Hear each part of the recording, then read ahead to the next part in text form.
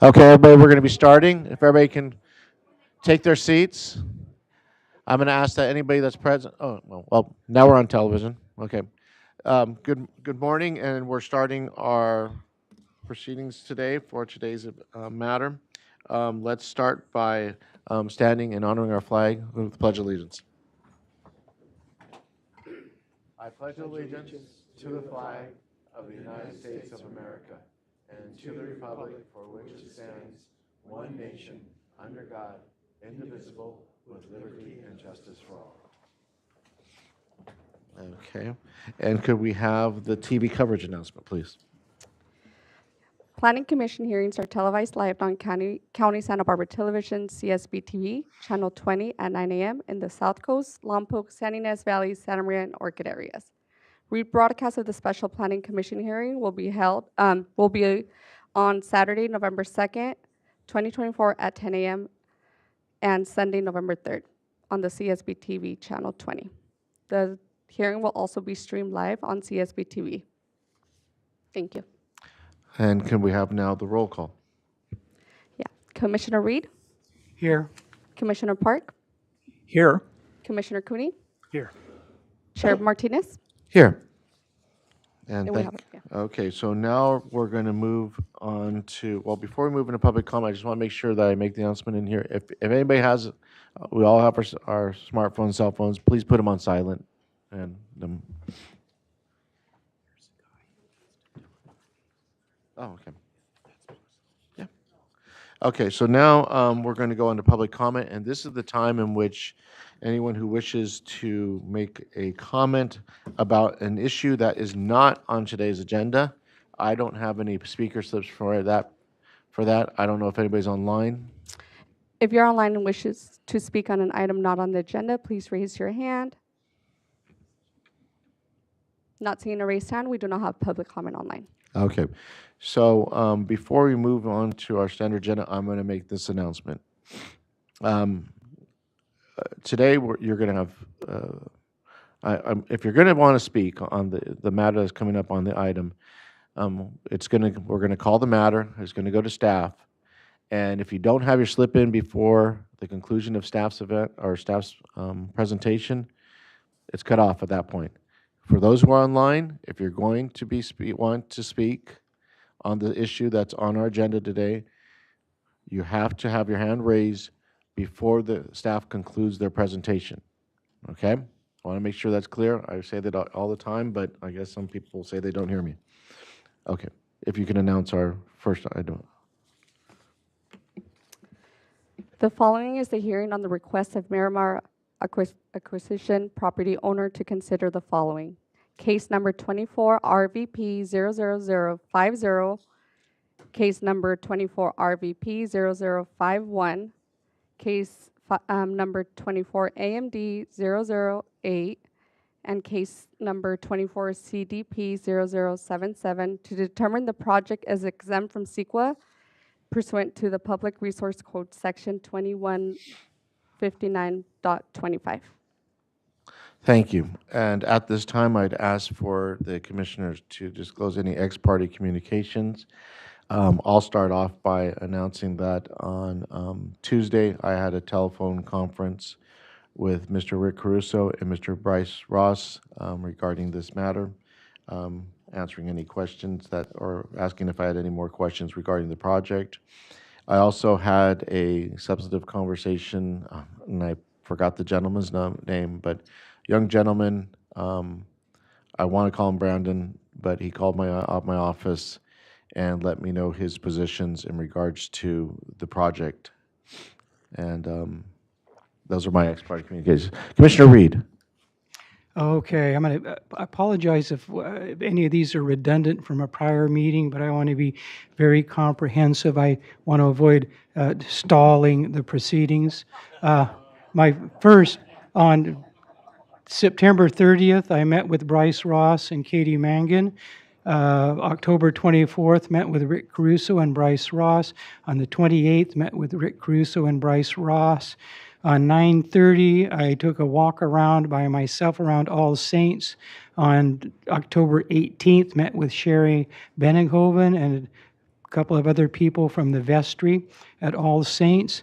10:28, met with Brandon Arroyan, Valerie Arroyan, Cliff Gerson, and Anthony Donovan for a very comprehensive discussion of their concerns and also a walk around of the site.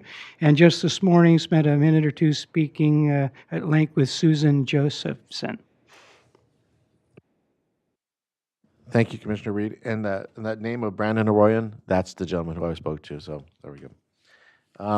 Mr. Cooney? Yes, I had a site visit at the Miramar. It was on October 25, I believe. Accompanying me in that site visit was Mr. Rick Caruso and two members of his staff, Katie Mangan and Bryce Ross. Then yesterday, I was out of the country, but I spoke with Bryce Ross and Katie Mangan by telephone, and those are the only contacts I had. Okay, and I should mention that this morning, Cliff Gerson did did have a communication with me regarding his concerns. And Commissioner Park? You know, there was a Bill Cosby comedy record where he says, I started out as a child, and I kind of feel that way on these ex parte contacts because I've had a lot of them. I'm going to have to take some time on this. I met with, I was first contacted after this matter was assigned to us, but prior to our own hearing. Okay, that was what date? We had the MPC hearing on the 18th, wasn't it? And what date was our hearing? I can't remember, but before that, I was contacted by Bryce Ross, the Miramar, and I met with Mr. Ross and Katie Mangan, and subsequently, but I think it was after our hearing, but prior to the MPC hearing, I had a meeting with Katie Mangan. I had numerous phone conversations with Bryce Ross and or Katie Mangan, and I had some conversations with Mr. Caruso. I believe we met for a few minutes after the MPC hearing, and then I met on site with him twice. And he put up with my big dog, which was probably the largest animal that's been in the Miramar, or the largest creature that's not human, and maybe the largest creature even including humans. I met with the church folks. I had conversation with Channing Smith on the telephone. Then I had, I believe, 3 meetings with him, and then with other folks, including Sherry Benninghoven and Simon Sutton. Neighbors, at the end of our hearing, I told people that my cell phone number, my personal number, was on the county website, and people should call me immediately if they wanted to talk. I'd be glad to do it. And Brandon Arroyan did. And so we met a few days later, and I walked with him and his wife, Valerie Arroyan, around the neighborhood, and we checked out the surf and all sorts of things, but had a good long meeting. Right about then, and I'm not sure exactly how I got together with Paige Robinson, but Paige and I met at her house, and I think Phil Drocht came over, so we met with him. And then I had subsequent meetings at Paige's house, I think maybe 2 more, and both were with Paige's husband, Anthony Donovan, as well. And I may have met other neighbors. I'm not sure I wrote down their names. I did want to meet with Harry Rabin and Cliff Gerson, but Cliff was out of town until the 25th, and I just didn't connect with Harry. I think our timing wasn't right because I was coming down mostly in the mornings. I came down for about the last 4 weeks, or maybe it was longer, 3 to 5 times a week, and met with people in Montecito and walked the neighborhood. As an example, just last week, I met with neighbors on Wednesday. On Thursday, I drove down specifically after leading a hike in Santa Maria. I came down and met with Mr. Caruso and team.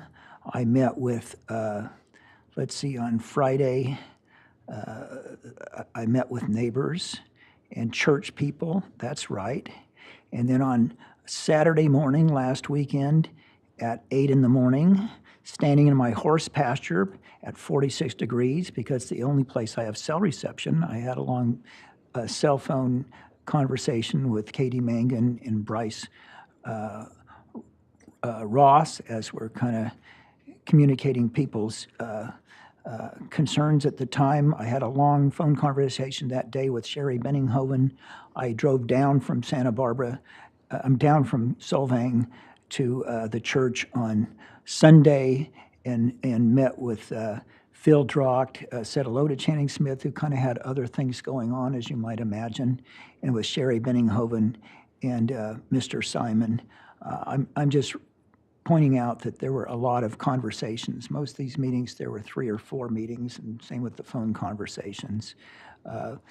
We are, according to county council, supposed to disclose our ex parte conversations, both in terms of who we met with and the content. We really never do the content because that would take an awful long time and require a lot more note-taking. I'm going to briefly relate the content nevertheless. I believed that we had an unusual and special duty to meet with participants. And by participants, I include Miramar, church people, and specifically neighbors. That's different than other cases. Some of you may recall that there was some controversy about the switch from MPC hearing this and bringing in the County Planning Commission. And we had people come to the podium at the first County Planning Commission hearing. I can remember 2, I'm sure there were others.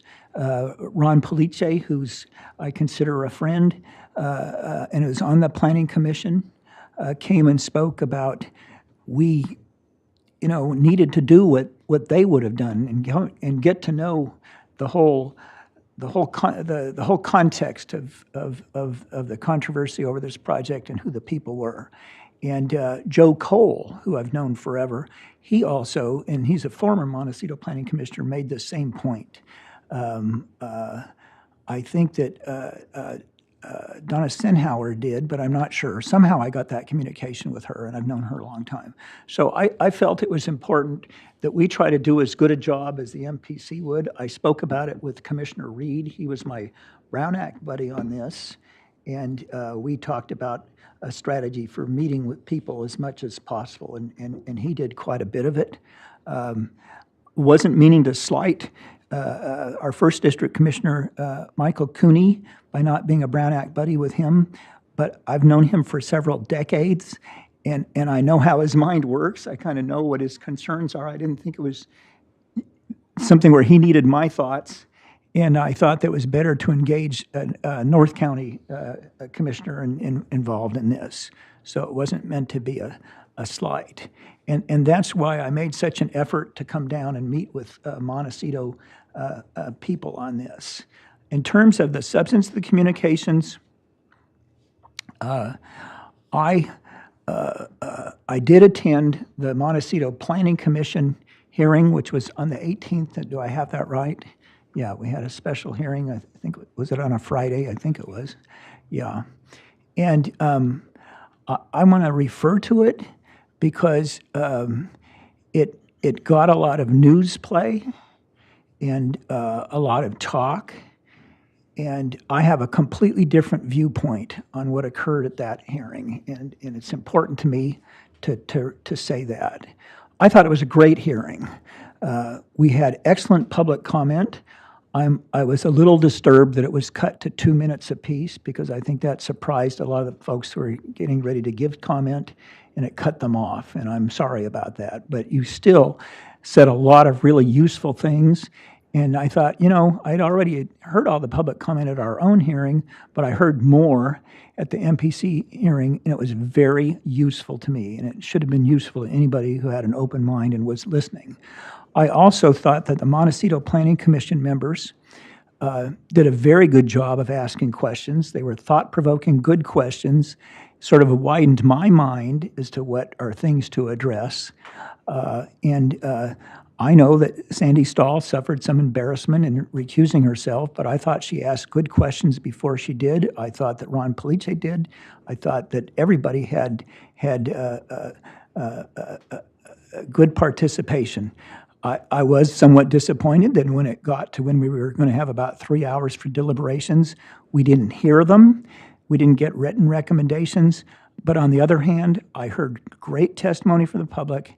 I heard from the questions that were asked by MPC people, I understood what their concerns were, so that was just about as good for me.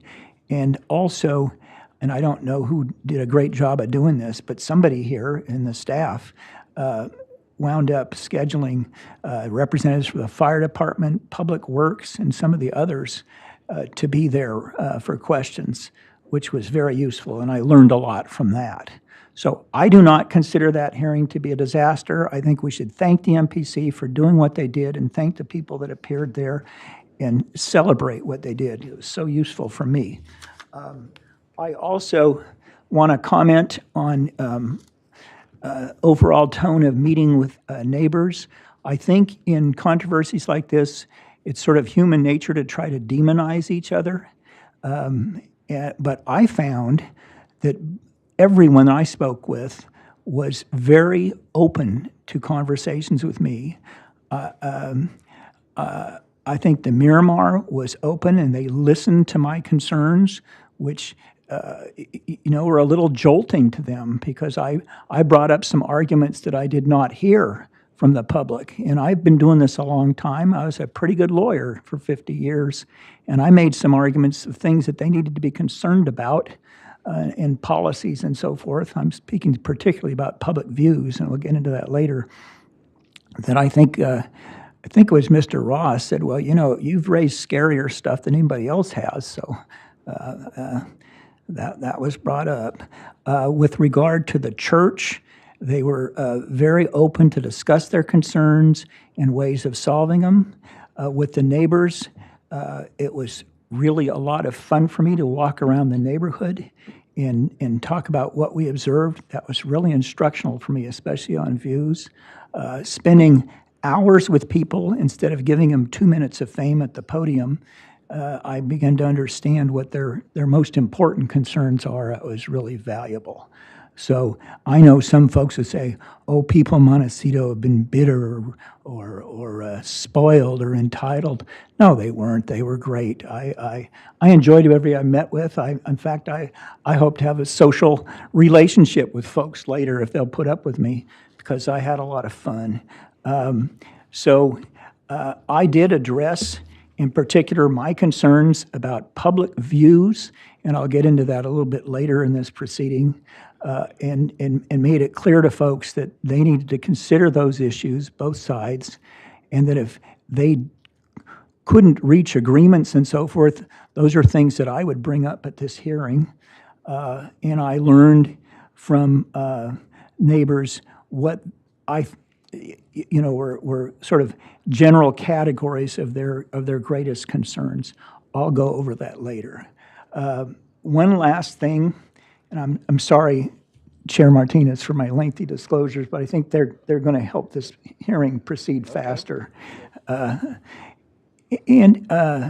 understand that one of the neighbors is going to ask that I recuse myself, and that I have, quote, brokered a deal, and that am biased towards the Miramar. I don't think the Miramar people think I'm biased towards them. I think they think I'm a pain in the neck, but there we go. And I am not going to recuse myself. I am required to consider whether I'm being impartial and can make a fair decision. I think that everyone I spoke to would testify that I've been impartial and have, if anything, been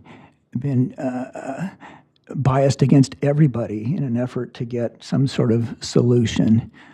So I do not feel that I am precluded from making a fair hearing. I will listen to the very last word of public comment. I always tell people I don't make a decision until I've heard the full hearing. That's what I always expected from judges in the many cases I tried, that they listen to every last word of testimony, and I will too. So thank you for bearing with me, Chair Martinez.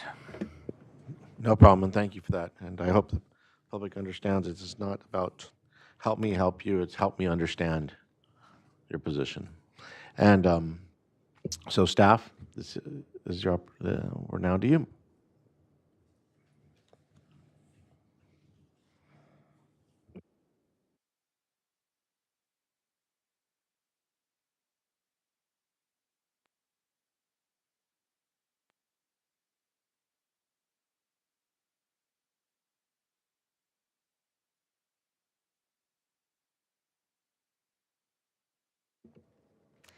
Good morning, Chair and Commissioners. I'm Willow Brown, and I will be presenting the Miramar Housing and Mixed Use Development Project. The project was first heard by the County Planning Commission on October 9th. It was continued to November 1st to allow for the Montecito Planning Commission to hear the project and make a recommendation. The project went to the Montecito Planning Commission on October 18th, but they were unable to make a recommendation due to a loss of quorum.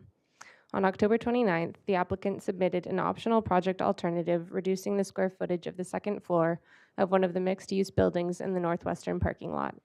Staff drafted a memo summarizing the project alternative, and the Planning Commission may consider either option. For both project options, proposed development consists of 26 affordable employee apartments, 8 market rate apartments, and commercial space, including up to 12 resort shops and a resort cafe. Development will be limited to the northwest and northeast parking lots. Development in the northwest lot will consist of 2 new mixed-use buildings with commercial spaces on the first floor and market-rate apartments on the second floor. There will also be a subterranean parking lot. Development in the northeast lot will consist of 1 new residential building comprised of 26 affordable employee apartments.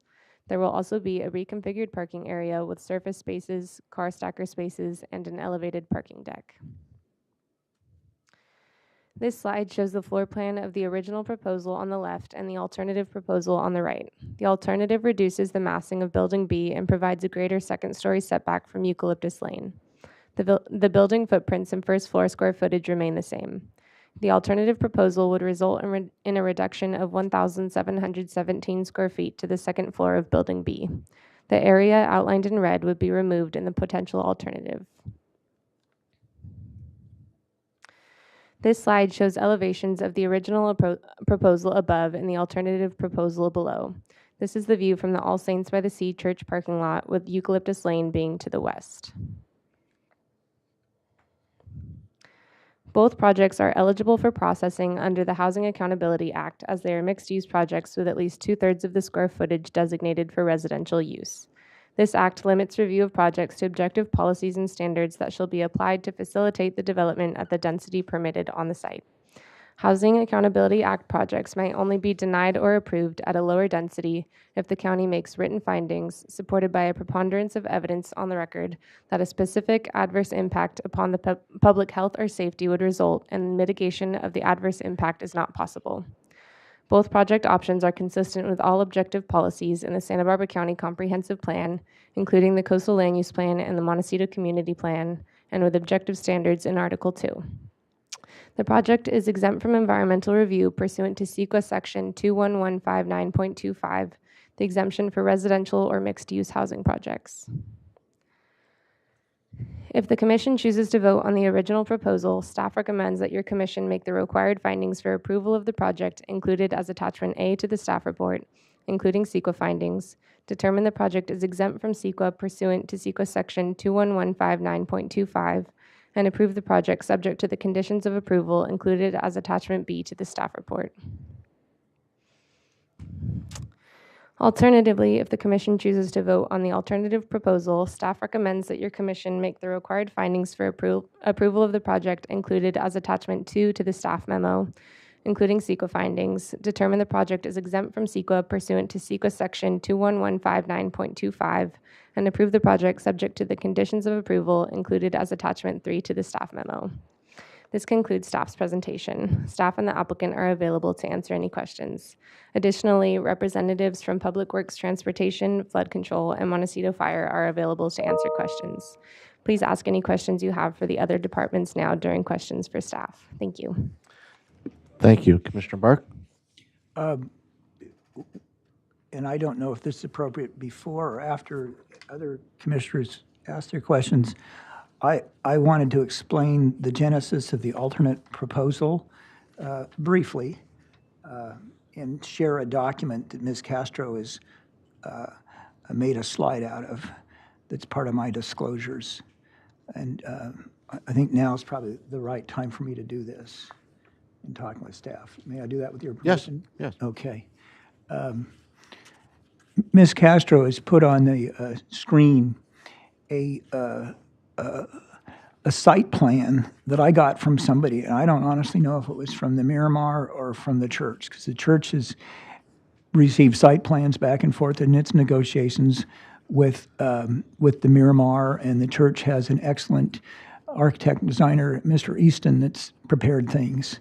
And so I honestly can't even remember where I got the original site plan, but I drew all over it, as you can see.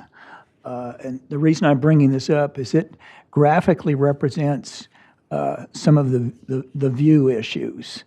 The view is not the only issue by any means, but it's the first one I'm raising because it's the one the church raised, and it's well-presented arguments by Mr. Chitillo at our hearing. And I noticed as I walked with Mr. Arroyan and others that the view differs from which side of the street you're on, and it differs from how far down you are. You can imagine if you were down near the beach, you have a narrower view, right, of the mountains because of obstructions. The biggest obstruction to the view right now is the church itself. I'm not saying that to disparage the church. It's a beautiful church. It's been there a very long time, but it does obstruct the view to the right, to the east, as you're looking towards the mountains. And there's also a podocarpus tree, or basically twin trees, and it is podocarpus, isn't it? Yeah, African fern leaf. Yeah. I'm told it's African fern leaf podocarpus. And it's a very healthy tree that's not as tall as the church building, but really broad. And you can see by my easternmost line that if you draw a line that is cut by the edge of the church it's on the west and the podocarpus tree, that you're blocked from about half of Building B that the Miramar proposes. Building B is the one that's closest to the church. Building A is the one that's parallel to the freeway. And I thought this was important because in my own analysis, we have certain policies and coastal policies that protect the public view. It protects the view of the neighbors. It protects the view of the Miramar. It's different, of the Miramar, but also of the church. It's not addressing the private view of the church. It's addressing a view of the public. It also addresses the view of some stakeholders we haven't heard from, and that is all the people that would use the beach that don't live nearby. That would include people like me up in Solvang. That would include people from Fresno and Bakersfield and anywhere else, and from all over Santa Barbara and Montecito. And those views are protected in our policies and have to be taken into account. And believe you me, if this matter was to go in front of the Coast Commission, they would talk about that a lot more than they talk about some of the other issues that have come up. But I determined that given the view blockage that already occurs, that the view of at least half of Building A doesn't really matter because it's blocked anyway. What matters is the view of the western half of Building A. And I suggested to all the parties that I would feel a lot more comfortable if Building A on that western half was lowered to 1 story, and that if they had to have the same square footage, maybe they'd go to 3 stories on the part that was already obscured. And the church and Mr. Caruso took this into consideration, and they very wisely agreed that probably going up another story now, even though that had been the original proposal, is kind of late in the game, would cause a lot of analysis issues and perhaps legal problems, and would perhaps anger the whole community that suddenly we had a 3-story building arise. But they did take into account my request that the first story, that it go to a 1-story building on at least part of the western portion of Building A. And the church and the Caruso team had a lot of back and forth communication and came to a refinement of my proposal, and that's basically what you see here, where the first 40 feet of Building B, the one that's next to the church, and starting at the western edge of it, would be lowered to 1 story. And not just lowered to 1 story, it would in fact have no roof on it. I don't mean it would be open to the air, but there would be no large gable or mansard or hip roof structure. It would be literally a deck on top of the first story, so it would impinge on the view the least.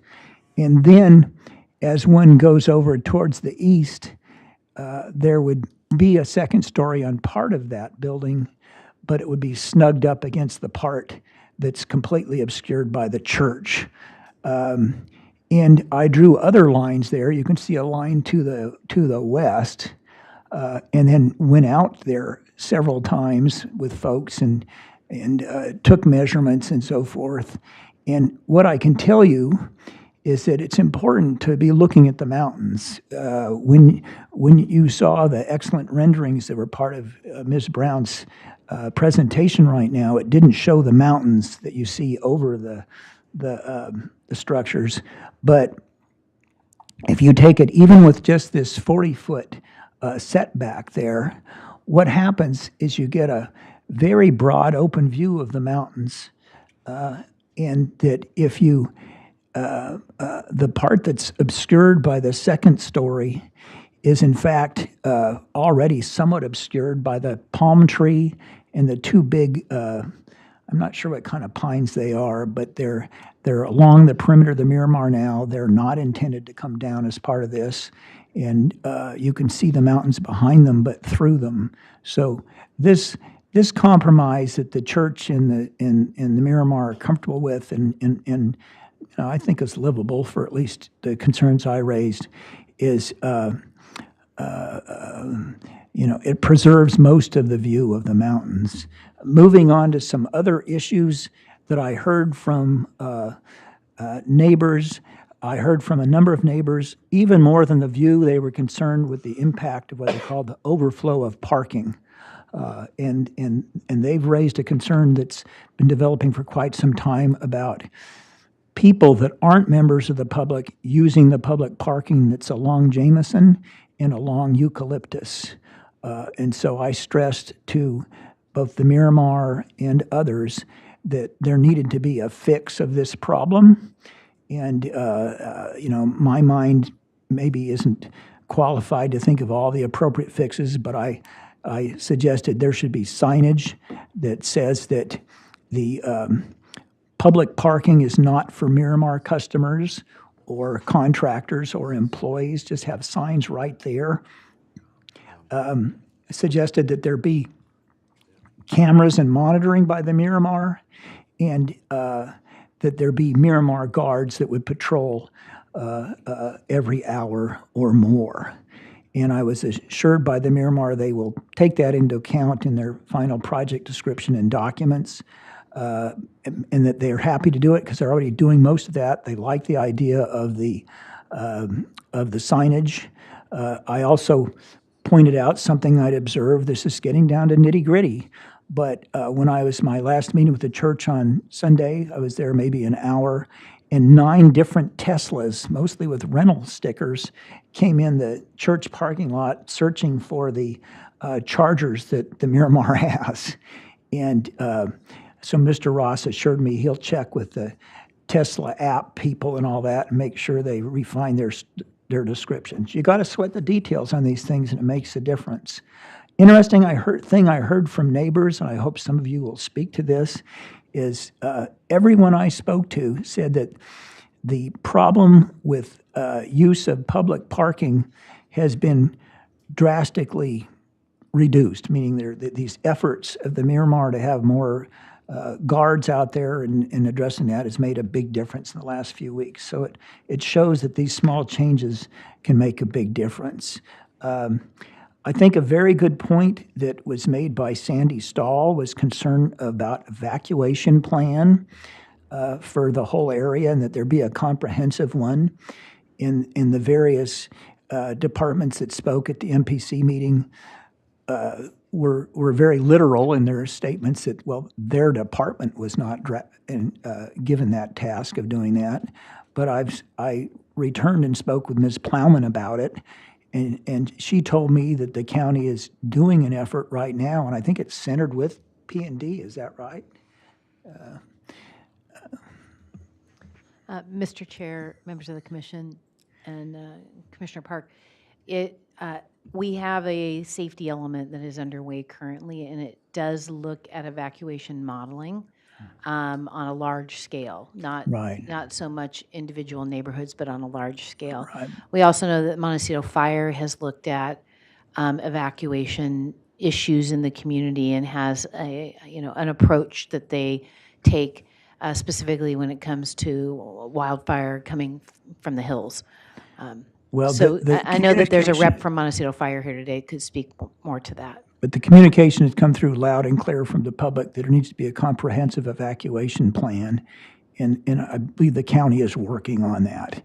It's certainly appropriate to raise here. It's not the Miramar's job to do that. I would not ask the Miramar to do that. I want to entrust our county to do it.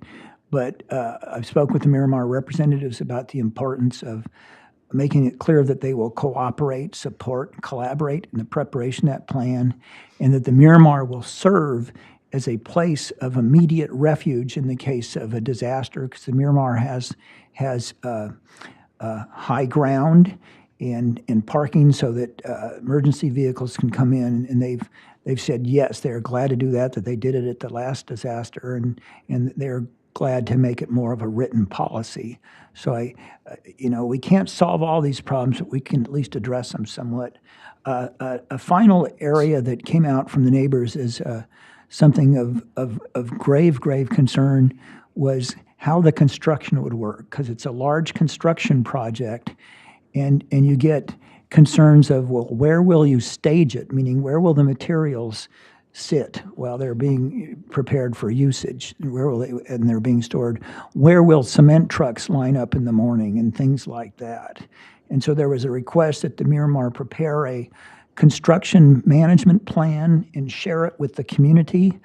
I think Miramar would be crazy to not have a plan like that, and of course they do have one, and they'll be refining it, and they will be sharing it with the community and look for comment on ways to improve it to reduce the impact on the community. And that's something that will be important for the next few years to all participate in. Those are the things that I heard from the neighbors that we thought could be immediately addressed and improved. There are some things I heard about from the neighbors that were very important concerns, such as congestion and traffic. It's harder to come up with immediate practical solutions on that. It kind of is what it is. I can compare it to my days in Montecito, where we didn't have 3 roundabouts, one at San Ysidro, one at Olive Mill, and one at Hot Springs.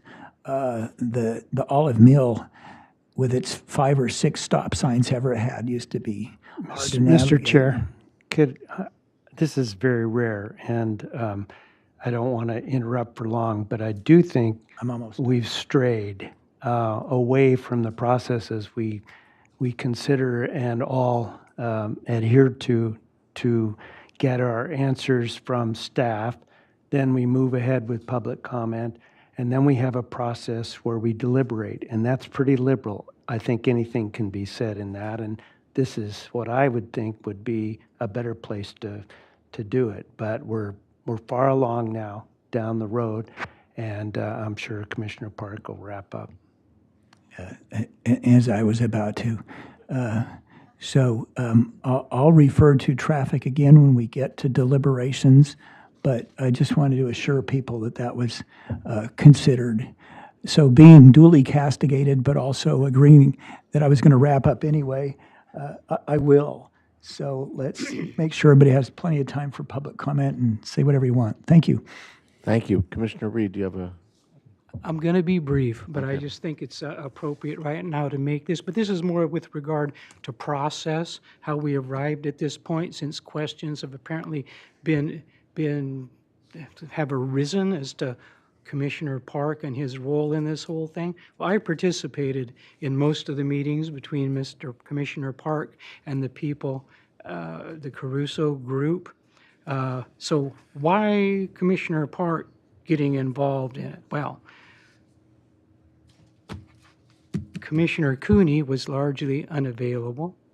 And me get involved? Well, my memory of the Miramar was as a very young child, seeing it nice looking, blue and white, off to the side of the road when we were going to Southern California and going back. And then later, as kind of a rotting, weed overgrown hulk, looked like it needed to be demolished.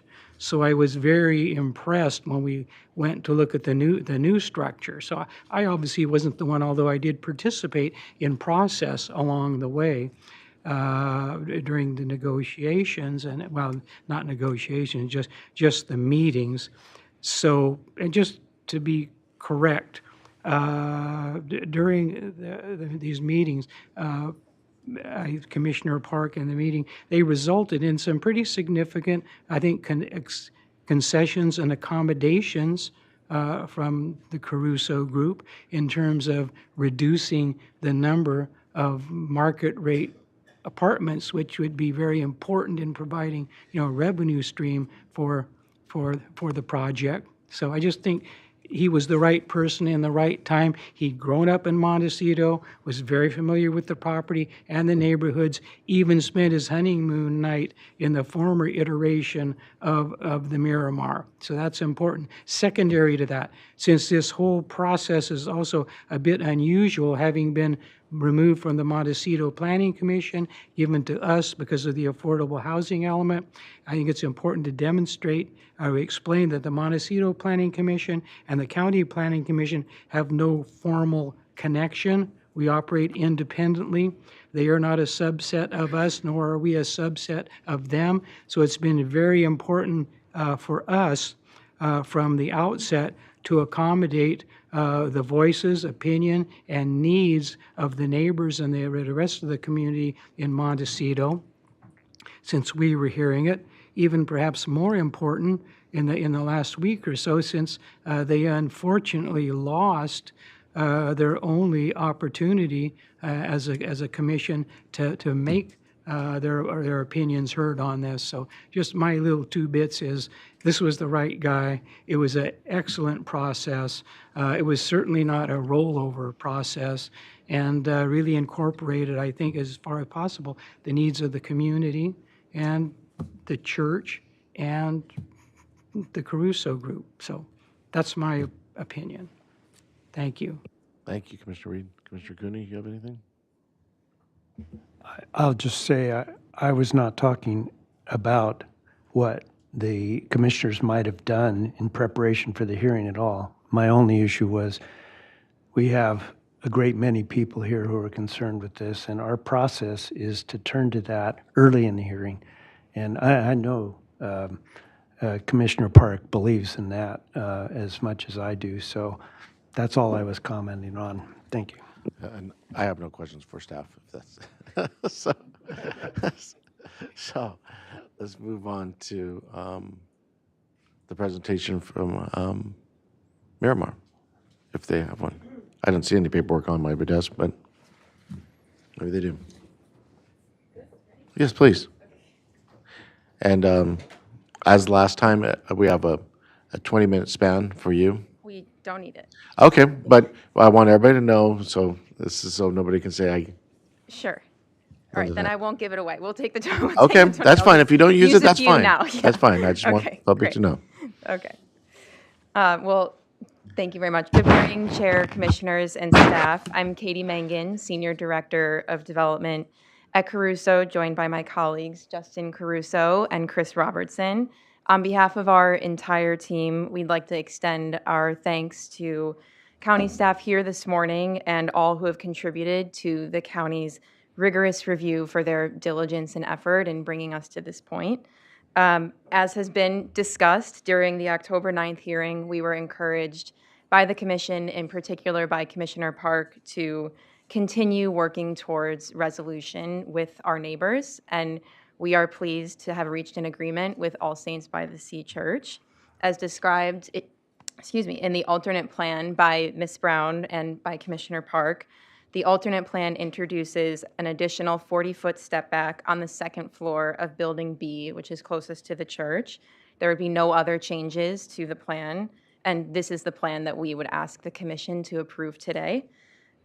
We thank Reverend Smith, the All Saints Working Group, and Vestry for their effort in reaching this agreement. As Commissioner Park mentioned, there has been a significant amount of public comment in this process, and further to those suggestions and those mentioned by Commissioner Park, we are looking forward to cooperating, supporting, and collaborating with the county on their safety plan and continuing to serve as a place of refuge in those emergencies. We're committed to continuing operating with our robust parking protocols and are happy to introduce additional signage on Eucalyptus Lane. And we have been working with Tesla in the last few days to ensure the routing is clear, that it's along Jameson Lane. And we'll, of course, coordinate and prepare a construction management plan that we'll be happy to share. Our plan follows on the county's commitment to work with the Miramar to promote the development of employee housing. And Justin, Good morning. My name is Justin Caruso. We just first want to thank the community for their time and their participation in this process with us. We have hundreds and hundreds of supporters throughout Montecito, including those who have signed support letters that I have with me today, as well as a bunch of supporters that we have here in person. We also just want to say we are very excited on behalf of my family and the company for this new alternate plan, and we thank you all for working with us.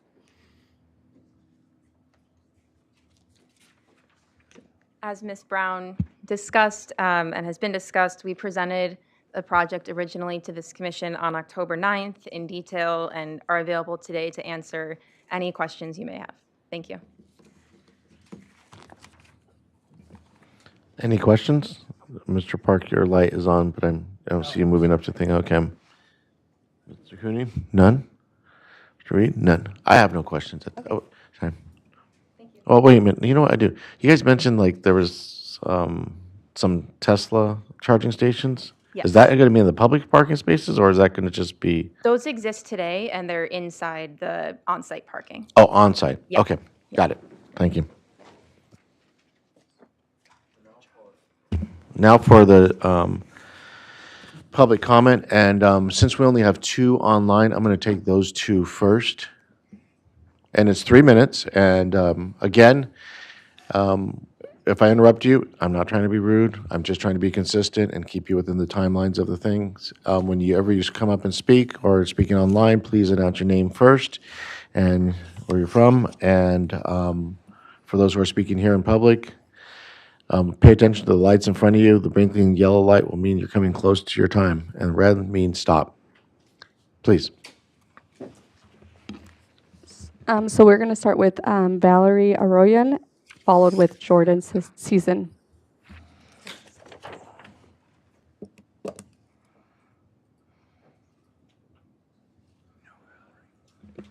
And then to unmute Valerie, you would have to dial *6. I think I unmuted. Can you hear me? We can hear you. Okay, great. Good morning, Chair and Commissioners. My name is Valerie Orion, and I Yes, live a sir. block and a half from the resort. Parking is our greatest Clock. concern and the Rosewood's biggest shortfall. The resort is critically underparked and out of compliance. Parking for coastal access is very limited, and even just a few cars from the Rosewood can make a huge impact. Temporary off-site parking lots are currently being used for their vehicle overflow. This should be addressed before bringing even more cars to the resort. At the eastern parking lot, there will be traffic coming in and out at one main entrance and exit from 2 valets, beachside residents, delivery vehicles, and even a pedestrian walkway. How can this be safe?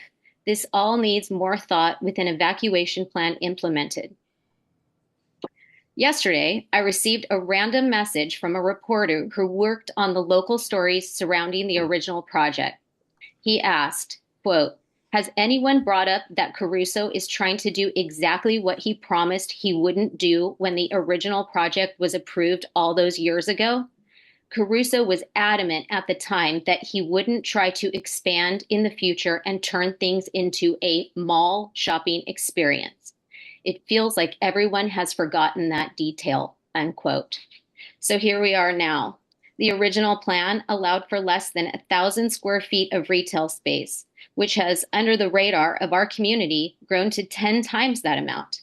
And if this project is approved, the retail space will be increased to over 25,000 square feet. So we all wonder about a better solution, and maybe there isn't one at this moment, but it doesn't mean that one doesn't exist. It deserves a closer look for alternatives. Just because Caruso has offered this as an immediate solution does not mean that the county is obligated to accept it. The county is responsible for making decisions that better serve our entire community. I ask that the county seek alternative options for affordable housing in Montecito, a location meant for a housing project, one that is open to our existing hardworking friends and neighbors, not just resort employees. Thank you. Thank you. And our next speaker?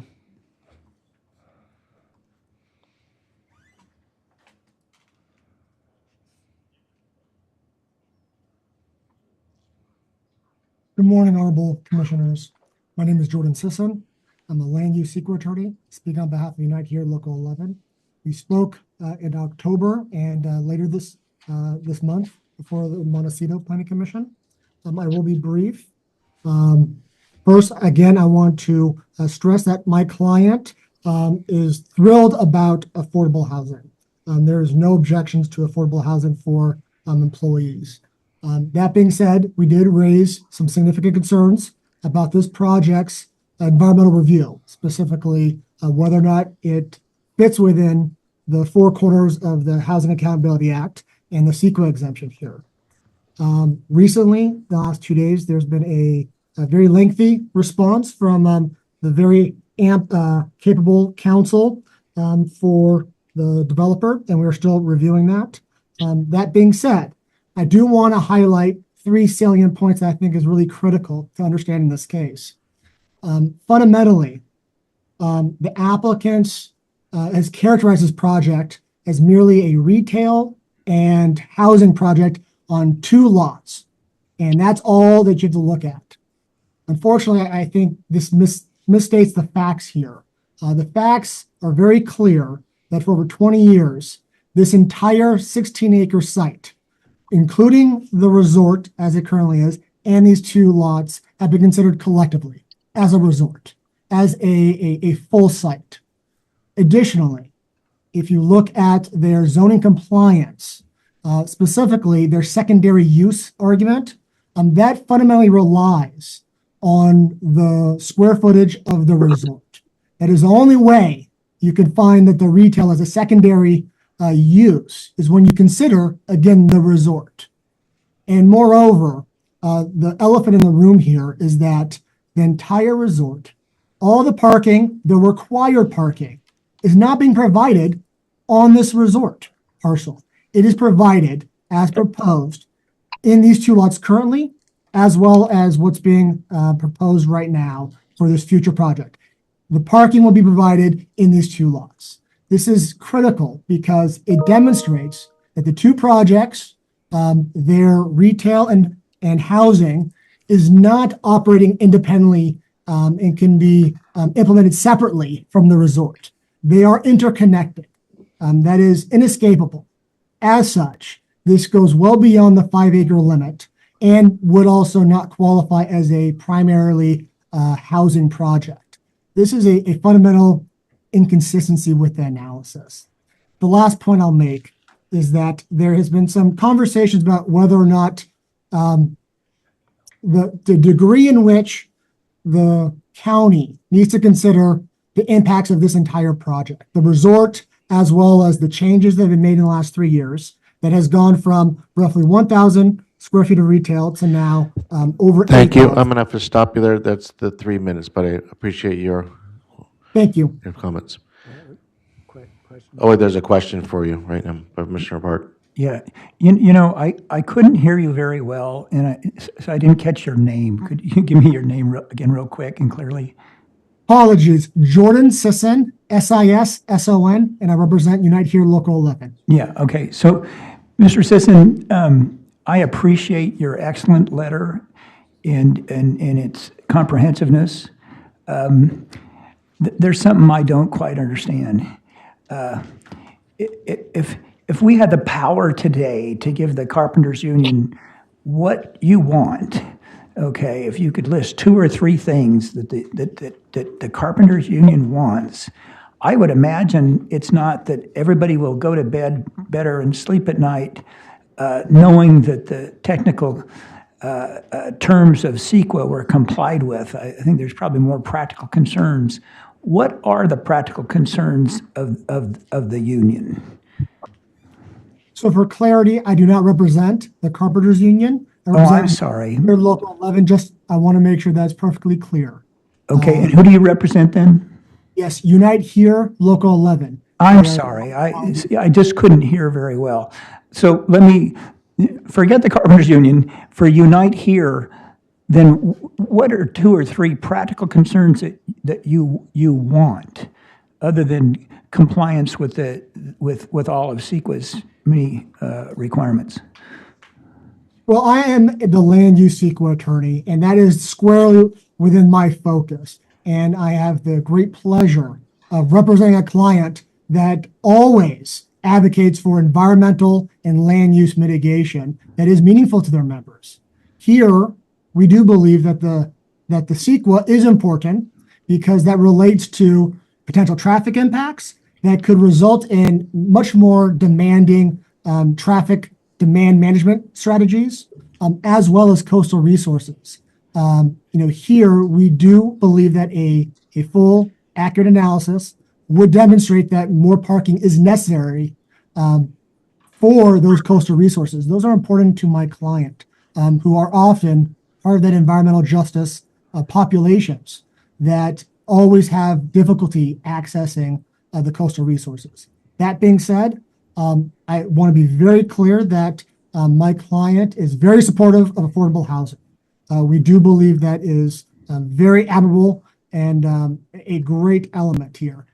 Again, if you look at this entire project, and I'll finish up here, Mr. Commissioner, is if you look at this entire project, the affordable housing could be offset by the entire resort. That, I believe, is the argument that has not been addressed. And so those are some 3 very tangible, meaningful actions that could be resolved by a more thorough, accurate CEQA analysis. And I'll submit at that. And happy to answer any more questions you may have. Well, I appreciate your answer, and I, like you, and concerned that we respect CEQA. And gosh, I wished I'd heard from you 2 days ago as a crusader for the observance of CEQA's requirements on our last hearing, and I could list 2 or 3 others where I'd love to have your input on how CEQA should be complied with. But that's not today. Okay, thank you, sir. Thank you. Okay, so now we're going to go to, there's no more online, so now it's all going to be those who are here. And again, it's 3 minutes, and then what I'll call First is Rockenbach, and that will be followed by Jonathan, I believe it's Duran. I got Mr. Dan. Mr. Dan will be up first.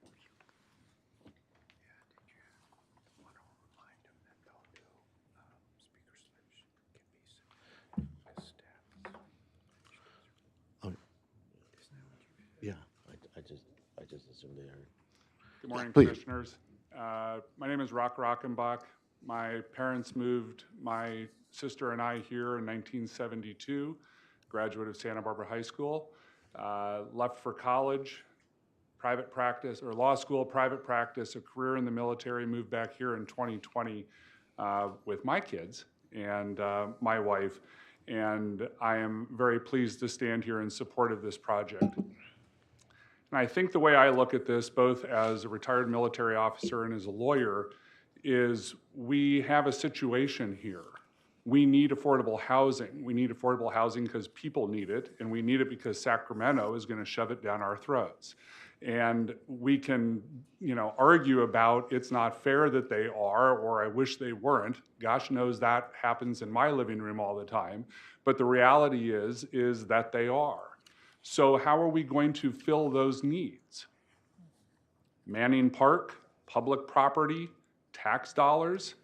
This team has come up with a way for us to take care of the requirements that the county has for affordable housing, to take care of a large percentage of their employees without expanding the footprint of their property. Percentage. Without using tax dollars, without using public land, and while driving this with an economic engine of tasteful shops. And I'll tell you, every time I hear the word mall, my blood pressure goes up because I'm not even sure that there's a mall in Santa Barbara the way I define it. And this certainly isn't it. I was walking the property last night. Those shops are beautiful. I'd love to have that mall in my backyard if I could. If he wants to build one on the half acre I've got left, you're welcome to come up to the house.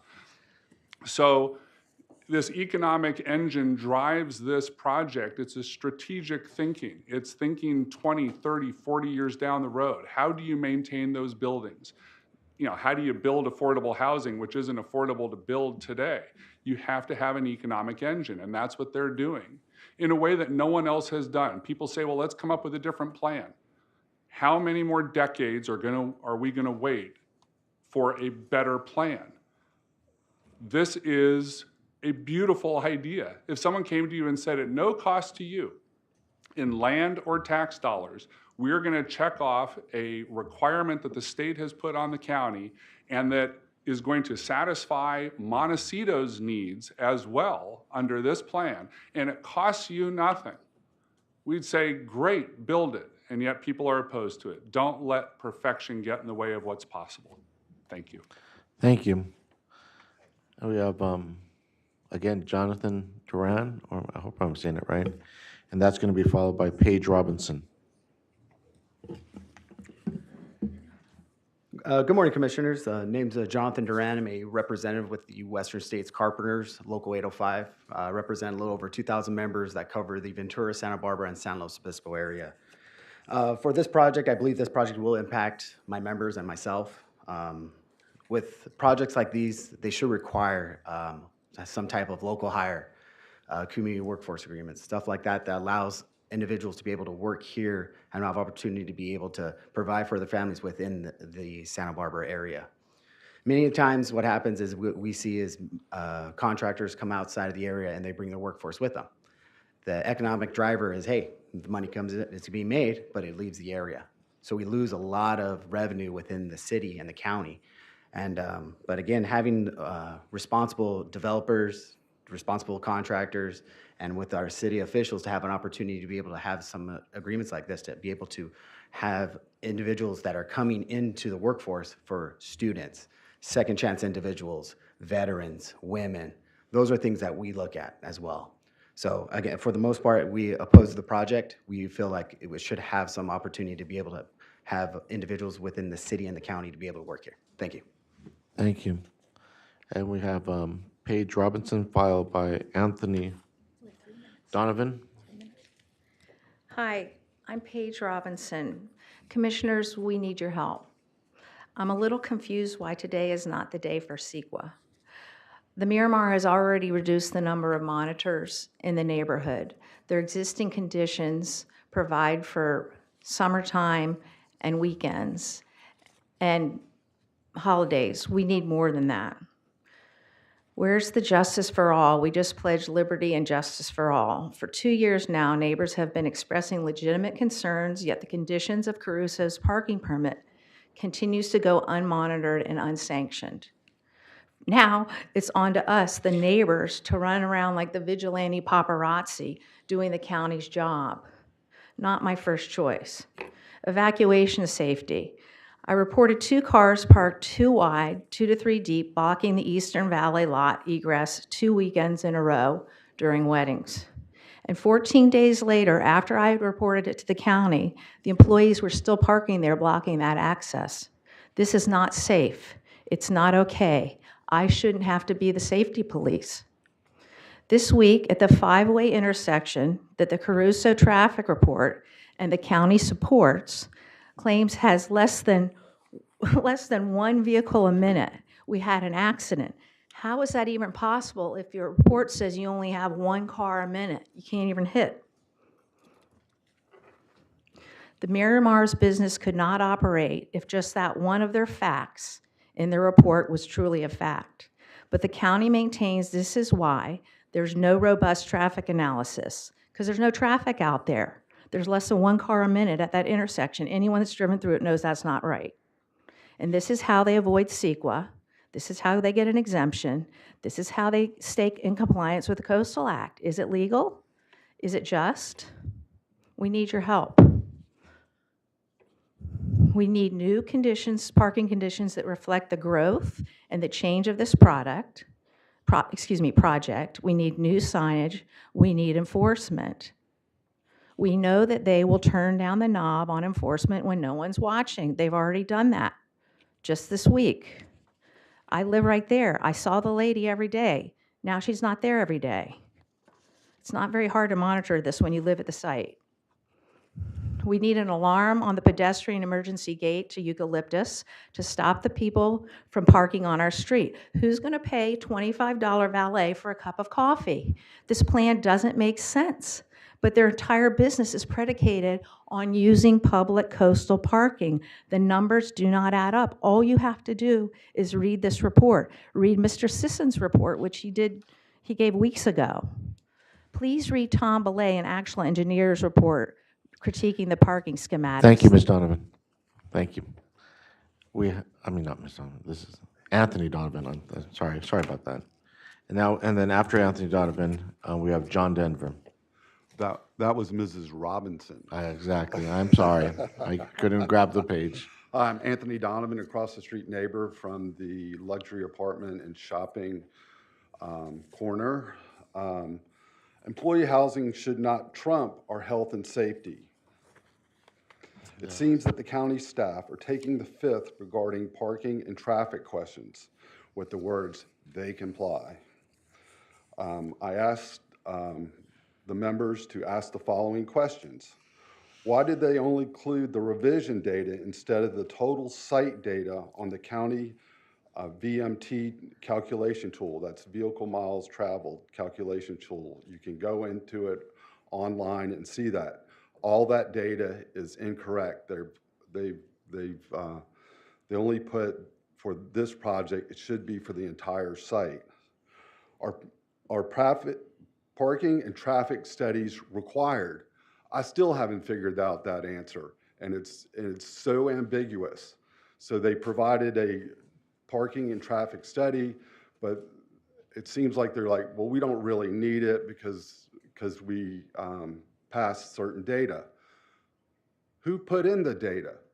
Where did that data come?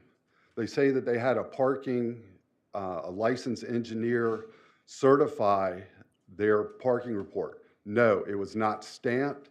There was no license number on there, and the man who signed it has no license whatsoever. This is not certified, and who's accountable for that?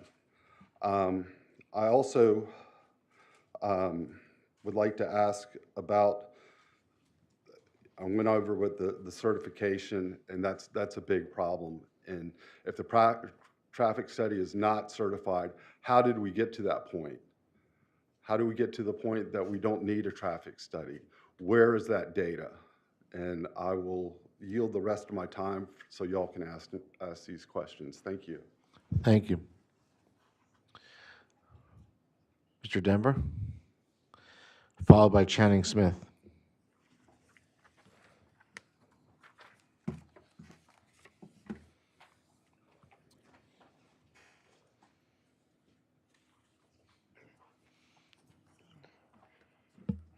Hi. Excuse me. My name is Dr. John Denver. I practiced medicine here and taught at a university medical school previously.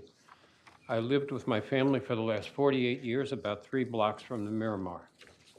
There are real health and safety issues with the Miramar plan. The Miramar has an area of high ground, which I've outlined to the west at the bottom of the drawing, and an area of low ground to the east end at the top of the drawing. Going from the level railroad tracks to about 6 to 8 feet below the track level as you progress from west to east. That forms a basin between the 101 freeway, the railroad tracks, and Oak Creek. Oak Creek is the most frequently flooded of the 6 Montecito creeks. The current widening of the 101 channel, or the channel under the 101, will increase the chances of flooding in this basin. This is not suitable for living conditions, safe living conditions. There is well-established medical fact that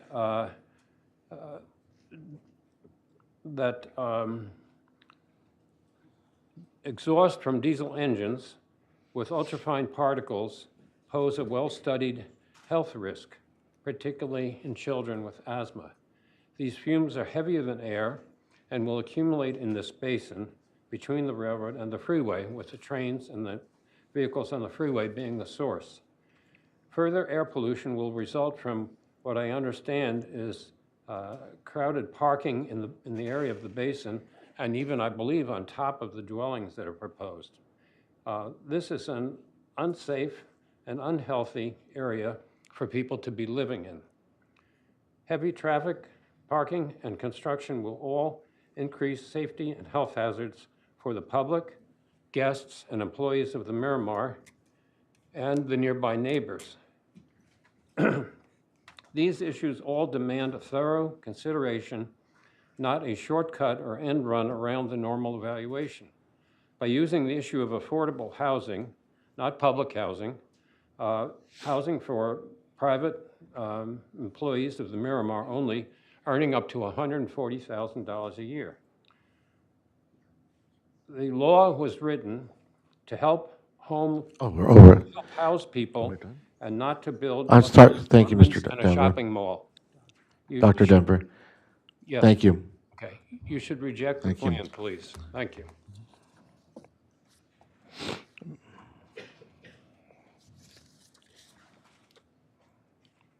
Mr. Smith, followed by Brendan Arroyan. Good morning, Commissioners. My name is Channing Smith, and I am the rector of All Saints Episcopal Church by the Sea. I stand before you today to say that All Saints withdraws any opposition to the revised alternative project that is before you. We have been working hard with the Caruso team to find a path forward as neighbors. And I'm grateful to those in the organization that have helped us to reach this point of understanding and have helped us to move forward and for the belief that this was possible.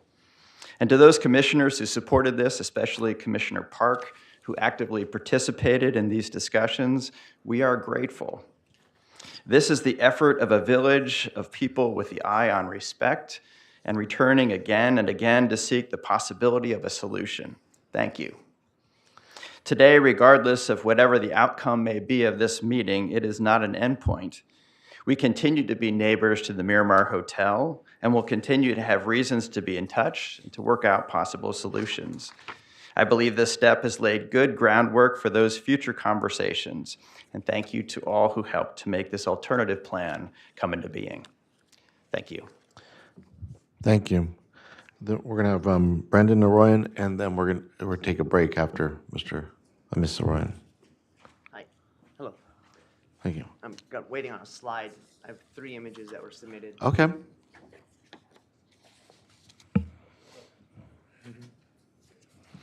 don't know if I'm nervous or excited or I'm definitely here to share. It's information for everybody to chew on and digest. It's just the facts, ma'am. It's just the facts. Which one is he? I really wish I was paddling out to catch some waves right now instead. But it's important. It's very important. 15. That's the second slide. I was going to start with the first one. That's the view, the public view right now. That's the first one. If you can make it larger, that'd be great. All right, cool. Thank you. So I'm Brandon Arroyan. I've lived in the neighborhood, a block and a half from here for 20 years. And it was said somewhere by the county or Miramar or the traffic report that cars from this project aren't going to affect any intersections. So I got curious, and on a Tuesday, it was October 8th at 4 p.m., I went to the Sheffield, oh, it doesn't show my, the Sheffield detour, southbound. So I went under the freeway down there and looked to see how many cars go on the freeway. And I counted 10, and within 1 minute, there were 10 cars that got on the freeway within 1 minute. And there were a bunch of other cars that went through the intersection going to Summerlin and where else. So that's the detour. My pointer doesn't work on the screen. But you can see, so that's my point is, the red dot is where the new valet is going to be. And it only takes 1 or 2 cars to block the road. The road right there is so super narrow that people have to wait.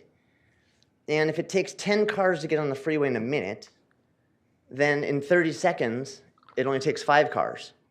And it only takes about 5 cars to back up to the intersection, especially if they're a service truck or a Miramar shuttle or a UPS truck. So now they're at the intersection after 30 seconds, and we're waiting for somebody to unload at valet. It's a 5-star resort. They're going to take their time. It's the first time they got to see these things. They're going to look around. They're going to unload and ask questions. It's going to take more time than I have right now. Now, more cars are backing up. They're backing up across the freeway. There are more cars coming out of the neighborhood, and they have to wait for the other cars to come out of the neighborhood. And now we're going back to the freeway. Now we're going to the roundabout. And now the roundabout's getting blocked up. And now that's blocking everybody from Lower Montecito accessing everywhere else in Montecito because somebody forgot their purse in the valet and they have to go back and get it. And then they realized, oh wait, actually this isn't where I check in for my hotel. Oh, now I have to try and turn around. Now I put the bags back in the trunk and now I have to wait some more. And now everybody else is waiting to do their thing. That's a problem. I think it's subjective or objective, or it's an educated guess. What happened to the green space for the affordable housing? I mean, if they walk around, they can play. Anyways, that's just a mess too. It's been said, commercial doesn't belong in residential. I mean, Pacific Palisades, Camarillo, there's another one. Caruso's team has tried to put something there, and it was a disaster, well documented. They were scared it was going to not be good, and it turned out to not be good. This is a mirror repeat. Please, you've been warned by all the history. Thank you. So right now, we're going to take a 10-minute break. See you back in 10 minutes. Thank you.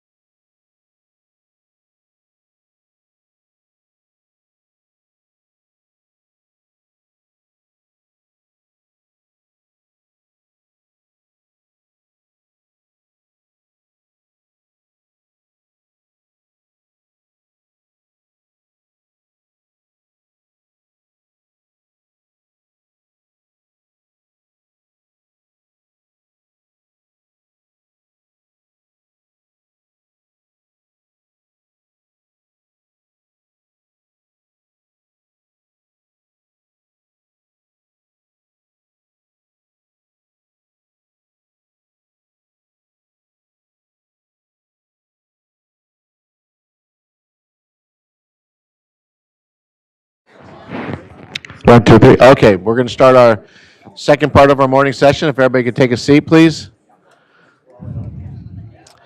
All right, we are now back into our second part of our morning session. And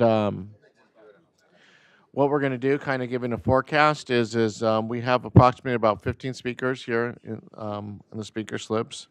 After that, we go back to staff, and then we go back to the Caruso group. And once that's finished, then I'll ask the commissioners as to estimates in regards to deliberations and see if we go into lunchtime or not, depending on the timing. Okay? So let's start with me putting on my glasses, and then I can read. Chris Horner, and followed by Cliff Cherson. Gerson. Spells it like a, okay, Gerson. Please. Good morning. Respectfully, my name is Chris Horner, 13-year resident of the Miramar neighborhood. Like many, I have observed the Caruso group seeking fast-track approval of the hotel's expansion before a potentially stricter board of supervisors is seated in January. Why, commissioners, are you too seemingly ready to move forward based on decades-old approvals and data which is out of step with today's concerns and conditions?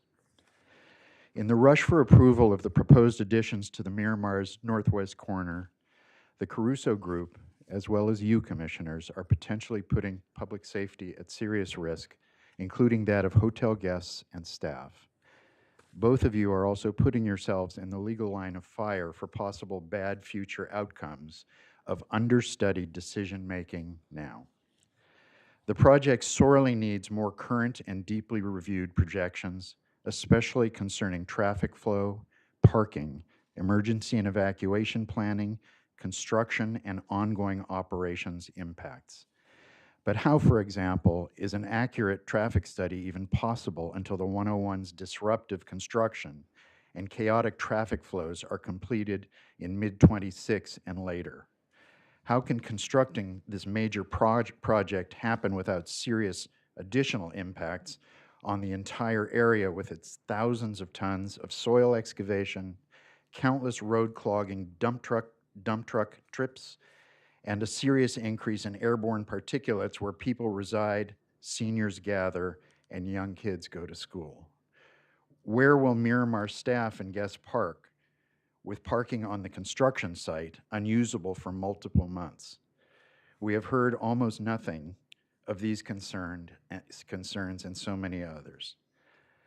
The Commission is urged to slow this apparent juggernaut by requiring specific CEQA impact reporting of the proposed plan, something the Caruso Group has always resisted and which it has consistently been allowed to do before any plan is granted.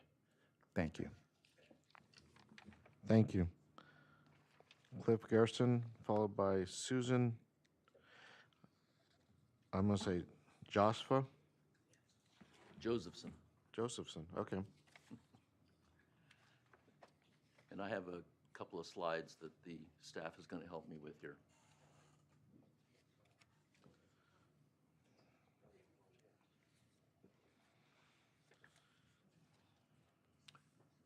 The first one was the green one. That's it.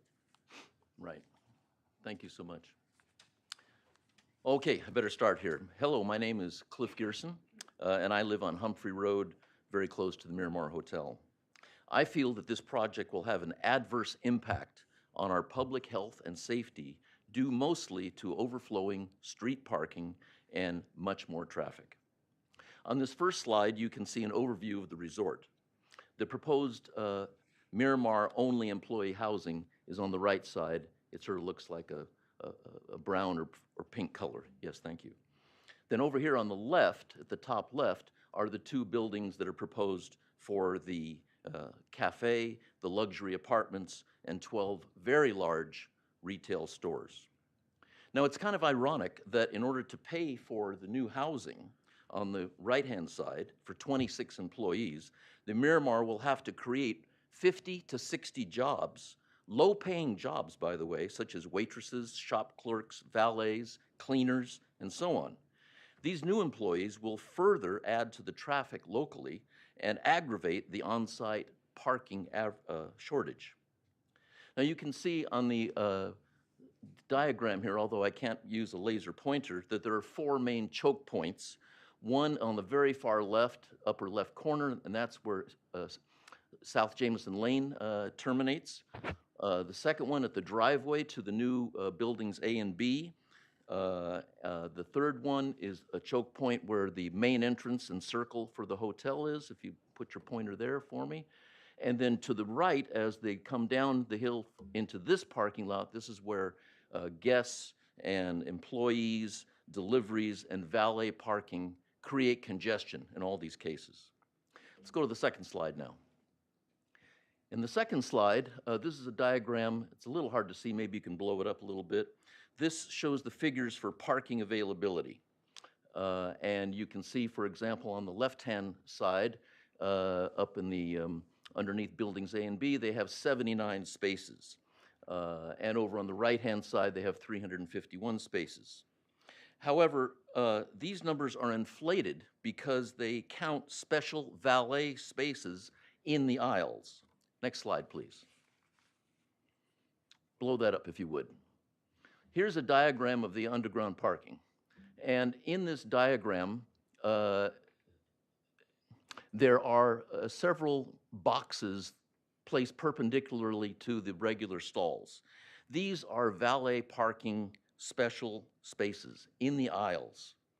On my original one, I highlighted these 15 phantom spaces where the valets will park cars in the aisles between stalls, perpendicular to and blocking the Thank other you, Mr. cars. Gersten. That's the 3 minutes there. Thank you. All right, thank you very much. Commissioner Park has a question. Mr. Gerson, if you just stay there for a moment. You mentioned these I think you used the term box. Yes. In the parking structure. Is that the vertical stack parking that? No, I'm not referring to that. I'm referring to the fact that the valets will park perpendicular to those regular stalls, blocking people in. In the case of the parking lifts, they can block up to 12 cars at one time. So if there's an emergency, you have hundreds of people without their keys. They don't know where their cars are. It'll be very difficult for them to get out and find a way to go. So your point is not that those are phantom spaces, but that they would interfere with access and it would be a problem in an emergency. Well, they're valet spaces, and what they do, they effectively narrow any of the passageways between the cars parked to simply one lane, one direction of traffic. Okay, thank you. Any other questions? All right. Seeing none? We had, may I just point out, we had one other thing. We have. No, we gotta, that's only fair. We have a petition to present, Mr. Martinez, to the board. May we just present this petition? You can hand the petition to Mr. Wilson, and that'd be fine. Thank you. We have 168. Okay. On this petition. We'll hand it to Mr. Villalobos. What? You can hang it to Mr. Wilson. Thank you. Thank you. I hear it. I hear you get people in the audience trying to be cooperative. Ms. Josephson, is it? Not here? Susan Josephson? Okay. And let's go to Eric Mozillo.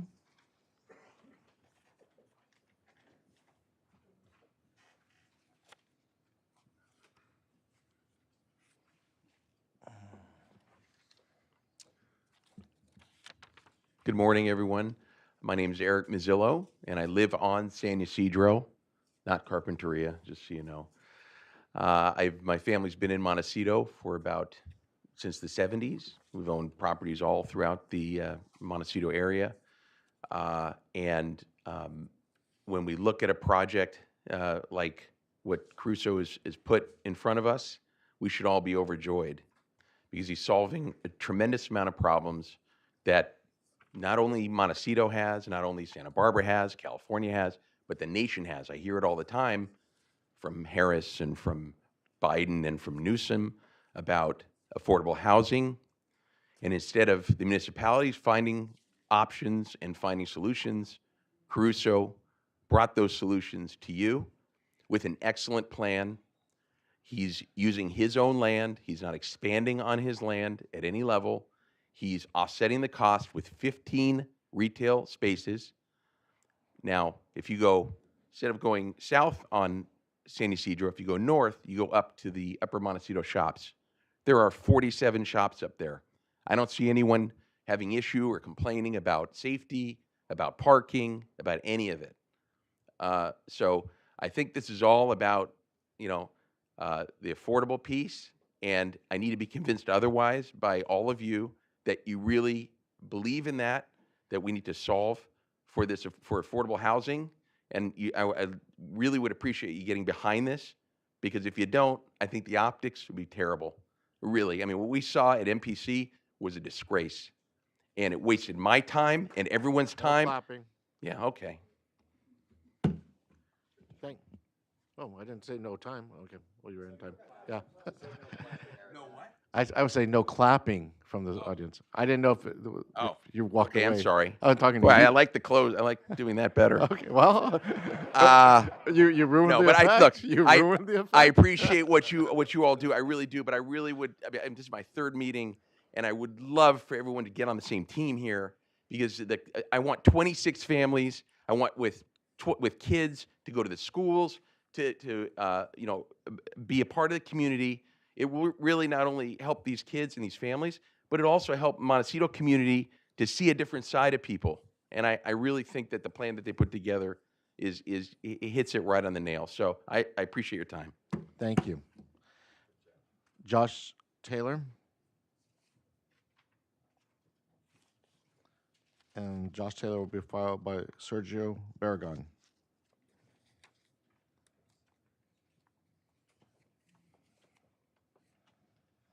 Good morning, commissioners and staff. My name is Josh Taylor, and I represent the more than 90,000 union carpenters of the Western States Regional Council.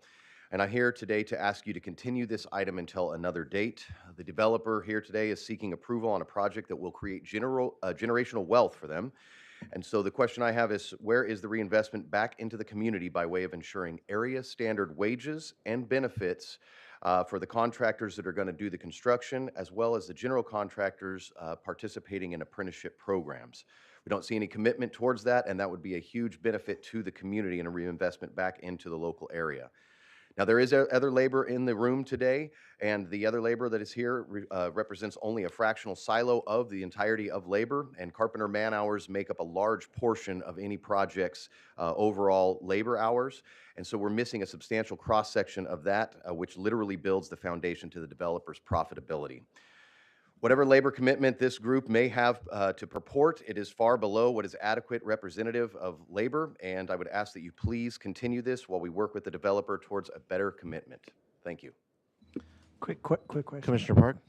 I heard you, but you were speaking fast, so I think I heard everything.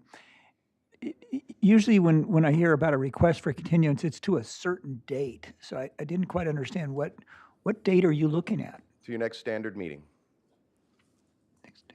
Okay. Thank you. Next is Sergio Barragan, followed by Dante Di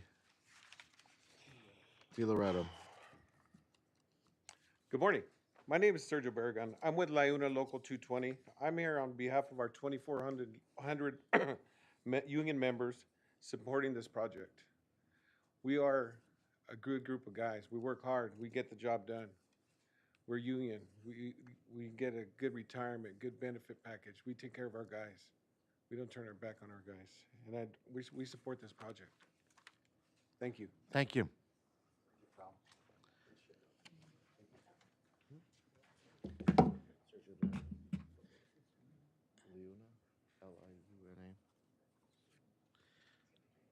Yes, Thank you, Commissioners, for your time today. I have a video here that I recorded at the intersection of Eucalyptus and South Jamison. This is just a random morning. You have been out there yourselves, so you obviously see the traffic. Like the developer, I've had success elsewhere, and after 4 decades away, I'm now able to return to this community where I was born, where I've been a paperboy, a bellman, and a gardener. And for those newer to the community than me, the original Miramar Hotel before its destruction for redevelopment was rustic and quaint and ironically met today's standards of affordable housing before its transformation into an elite luxury resort. The developer describes the retail storefronts as visitor-serving shops, 1 storefront for every 7 rooms. The Santa Barbara Hilton has 200 more rooms than the Miramar and has 1 gift shop. There is no luxury resort anywhere in the world with this density of retail shopping. Let's be clear. 7 rooms per storefront won't be in the marketing brochure the Caruso Group presents to their prospective tenants. He'll be speaking about its proximity to freeway on-ramps and off-ramps. He also won't be sharing that this new shopping center is nestled in a sparsely populated semi-rural community. He will be promoting a lifestyle and Instagrammable moments which will further calcify the income inequality which plagues us. You do not need an outdated developer-funded traffic study to know the perilous traffic and safety conditions that exist and which will be increasingly dangerous should this plan be approved. Stand at the 5-way intersection of South Jamison, Eucalyptus, and the freeway off-ramp at any hour. Watch the pedestrian, vehicular, and bicycle traffic violating or ignoring the traffic guidance. Stained glass windows, dog shows, and floating rafts are delightful. But as the grandson of an Italian immigrant, I plead with the developer, do not use this community to expand your storefront footprint, but follow in the footsteps of other great family dynasties who've called this community home. Use your success and great resources to enrich the culture, quality of life, and most importantly, protect the safety and security of this precious community. And one last point I want to make, we talk a lot about affordable housing, but I don't think people really understand what that means. The AMI for Montecito is $212,000 a year. That means affordable housing equates to housing that is $5,600 a month in rent or $5,300 a month in rent. So this is a very solvable problem in a retail way for this community. Thank you. Thank you. We have Alexis Abrams, followed by Shelley Badat, B-A-D-A-T.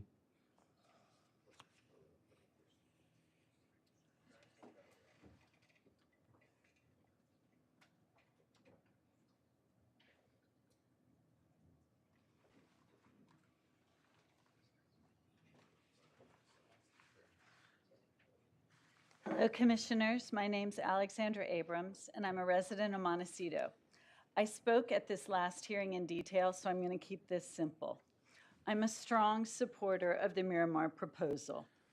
After extensive personal research and conversations to learn as much as possible about every iteration of this project, it's a sensible, well-designed plan that will be extremely positive for the Miramar employees, the Montecito community, my own friends, and family. The Caruso teams developed this plan very carefully with a lot of input and feedback from the community, including myself. I've been deeply impressed by the extensive engagement effort led by the Caruso team to help shape the plan and respectful approach to outside ideas. Personally, our feedback made a huge difference. They responded by reducing the amount of market rate units and retail space. They removed a driveway from Eucalyptus Lane, and they removed the entire 3rd floor from the west parking lot. Most importantly, they increased the number of well-constructed, affordable employee housing units. I want this business model to become an incentive to other local developers, not an outlier or an exception. Because like it or not, Montecito's ranked number 4 in the highest median home prices in the country.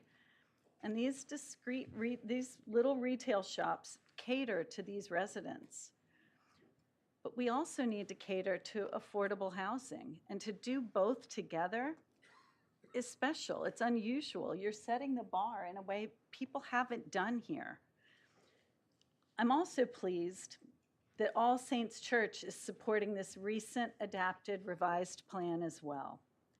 It's another example of Caruso's ability to bring people together, make accommodations, And it's a testament as to why it's important to have these difficult conversations. And we get the best results. We trust the Caruso company. I respect what they've accomplished at the Miramar. And from the bottom of my heart, I hope you'll support the plan today. Thank you. Thank you. Shelley Badot, and then it's going to be followed by Dan Enall, Enall. Thank you for your time. My name is Shelley Badot. For the record, I am one of the many people who live on the mountainside of the freeway who are speaking about this project. From the beginning, this project has been a quid pro quo. The so-called affordable housing can be built without the luxury apartments and retail shops. But the retail shops and luxury apartments cannot be built without the housing. So we in the neighborhood will be bearing the consequences of increased traffic, noise, congestion, inconvenience, and potential transformation of our once quiet semi-rural area forever. This proposed development will entail significant impact in terms of safety, increased auto and delivery truck traffic. Eucalyptus Lane is a narrow two-lane street with parking on both sides. On a typical sunny day, the cars line the streets, causing a dangerous situation for anyone walking to the beach, which is quite a few people. I mean, my husband and I walk to the beach all the time, and all of our neighbors do as well.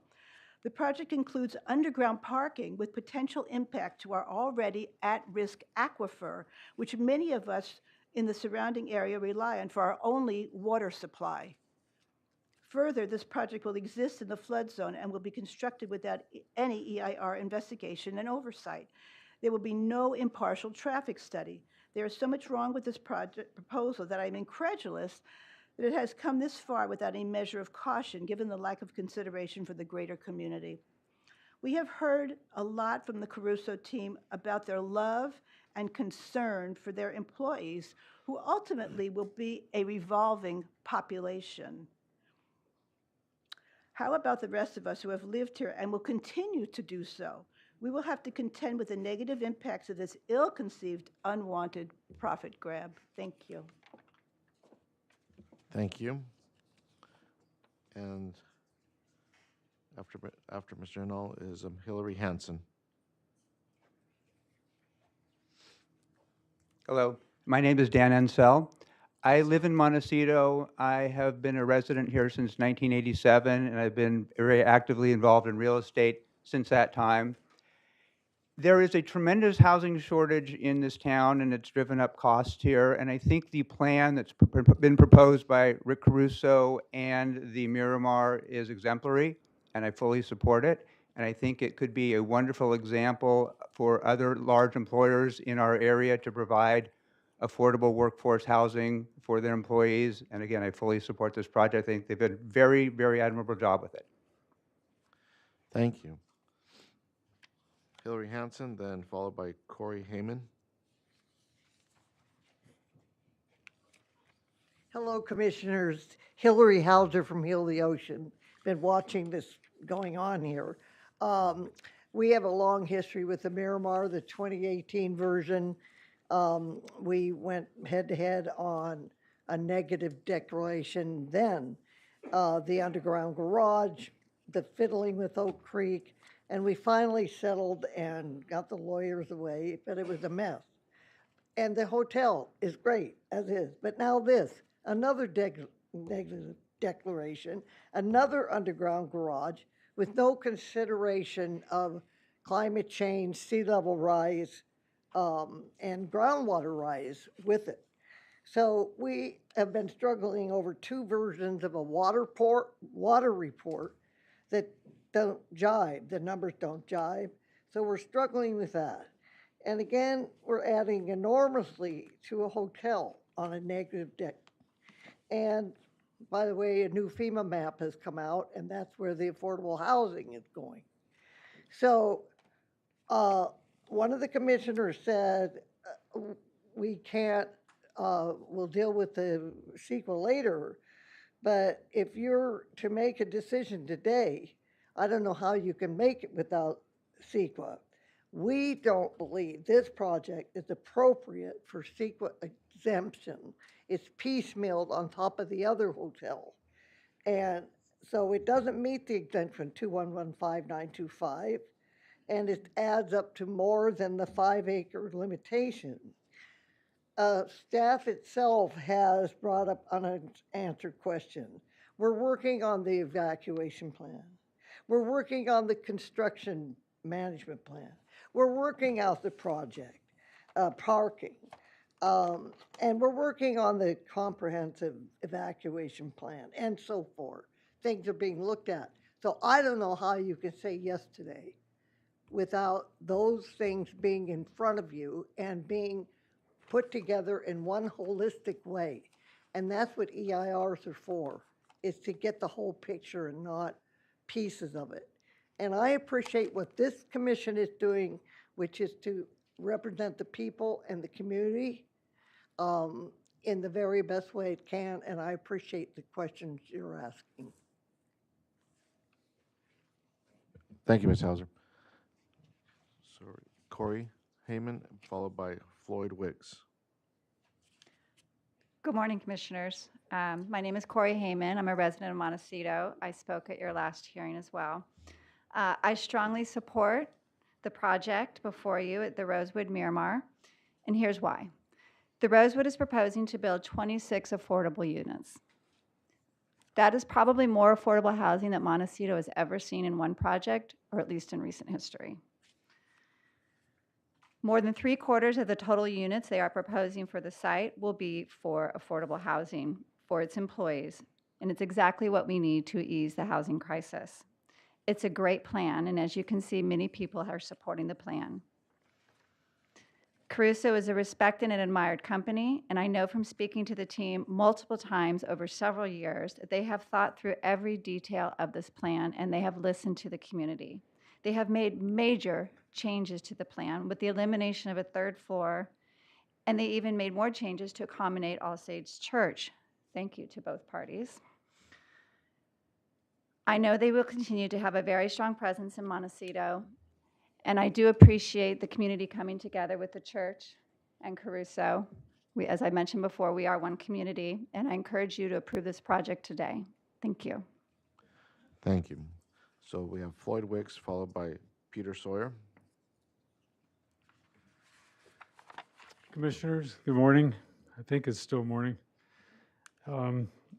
My name is Floyd Wicks, and I'm actually on the Montecito Water District Board, but I'm here as a resident of Montecito for the last 32 years.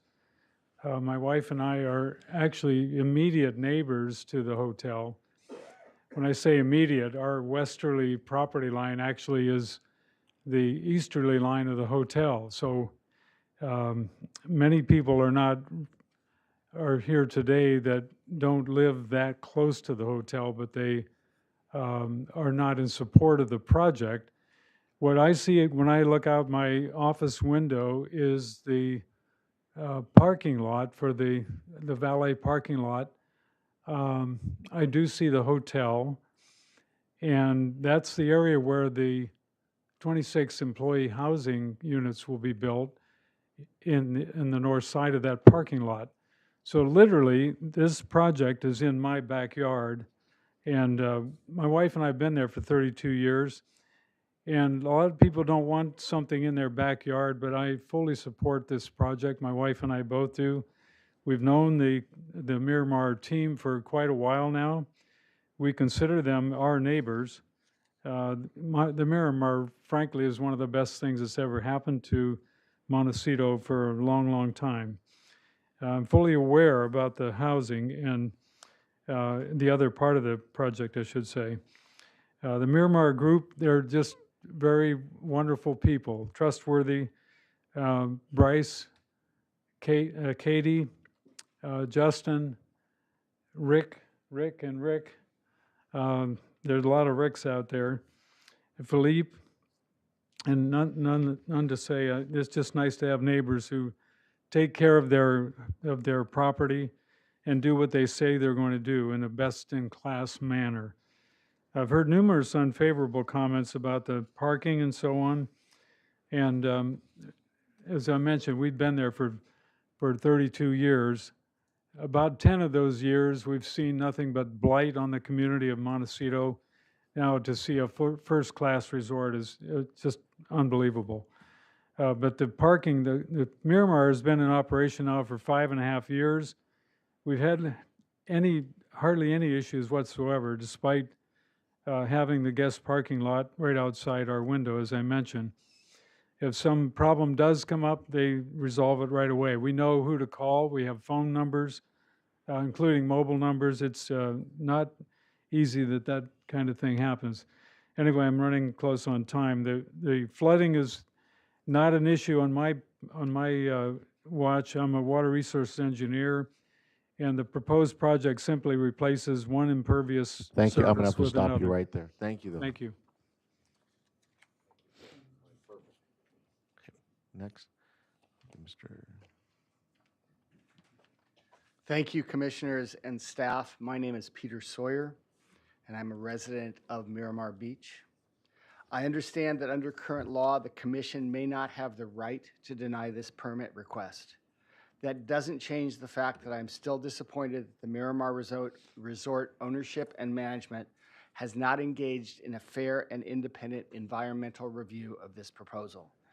Such a review would have been the right thing to do. It is also clear to me that the Miramar Resort ownership and management, in providing housing to its employees, are not so much helping to ease the housing crisis in Santa Barbara County, but rather helping the resort recruit and retain middle management staff. The continued emphasis on retail establishments and the building of market rate apartments shows that this is not a magnanimous effort or magnanimous gesture by the resort, as they would have you believe. The owners of the Miramar Resort have been clear in saying that without the commercial aspects of this project, they would not be able to build the affordable housing units.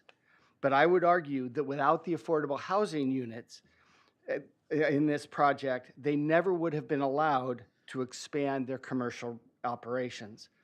I would encourage the commission to find a way under California law to require a CEQA review before approving this project. Thank you.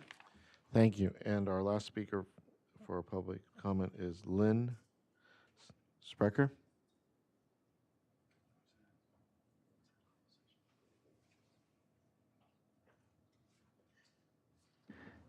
She spoke with me at the break, and I think she was inclined.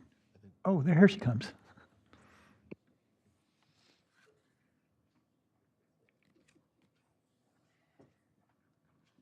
My name is Lynn Sprecher. I've lived here for more than 36 years. My children grew up here. They grew up walking and riding their bikes and skateboards to the Miramar Beach entrance on Hermosillo. Most of the things that I had to relay in this meeting have already been more than once touched on. So what I wanted to just say is that it is a very dangerous corner as it is now. To go ahead and give the approval of this project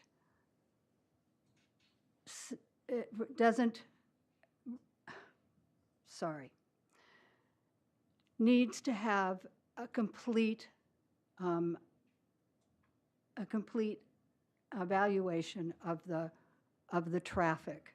That can't be done till the freeway is finished. There are 5 schools on the San Leandro corridor.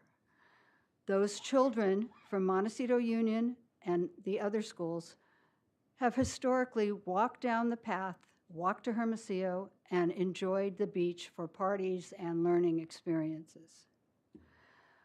I'm so upset about this whole thing because it's being rushed, and I want to know why so fast? Why so fast is because we still have a superintendent that was handily voted out and is still in office until the end of the year with a vote. And I ask you to wait until the new supervisor takes office. Our supervisor currently never has represented us or Carpinteria. And that's why he was booted out. So I'm asking to please postpone this until after the first of the year, when there can be more studies done and when we have a supervisor that actually represents us. That's it. Thanks. Thank you. So that completes public comment. And we go back to staff, if staff has anything to add. Yes, Mr. Chair, we do have a few things to Okay. clarify. Mr. Chair and Commissioners, I wanted to provide a little more information on the parking study. The parking study was done by a licensed engineer who is on the county's pre-approved consultants list, and P&D staff and Public Works both reviewed the parking analysis and found it to be sufficient. Additionally, the applicant is required to submit a report annually to permit compliance staff regarding the number of parking spaces used during events from that year, and to provide a final parking plan, including a designated traffic coordinator and notices to inform guests of parking procedures. With regards to the AMI for the employee units, the affordable unit price is based on the AMI for the county and not based on a specific AMI for the Montecito area. These income levels are all available on HCD's website, and the applicant is required to coordinate with HCD to record an agreement to provide affordable housing. Thank you. Thank Chair you. Martinez, if I could Yes. add just a few things. Thank you. Thanks, Willow. That was great. For traffic, we've got Will Robertson on the Zoom. If you have specific questions, and the applicant has their traffic engineer here as well. We have the fire chief here, and we also have flood control online as well, if you had any technical questions for any of those departments. Commissioners? Commissioner Cooney. Thank you, Mr. Chair and staff.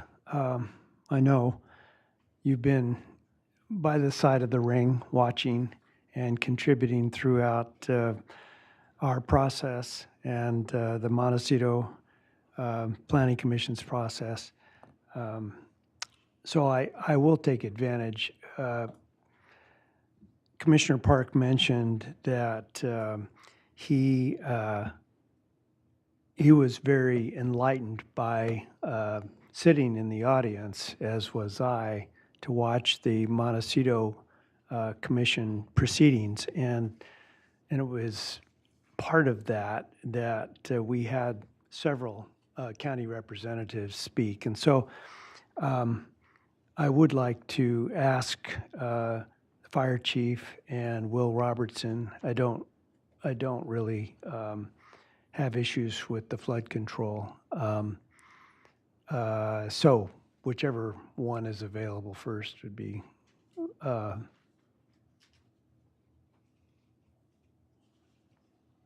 Called on the wrong seating there. Chair and Commissioner Cooney, while we're waiting for them to come to the stand, just for procedures, just to recommend that we give the applicants a chance to respond to public comments. And the chair can do that after we ask questions of staff or after the next, we hear from the fire department. Yes, applicant will be given some time afterwards, yes. Good morning, Chair, Commissioners. My name is David Niels. I'm Fire Chief of the Montecito Fire Protection District, and happy to answer any questions. Here in the audience with me is our Fire Marshal, Aaron Briner, who is the lead of our fire prevention section. So any plans in regards to construction or development obviously go through our prevention section as well.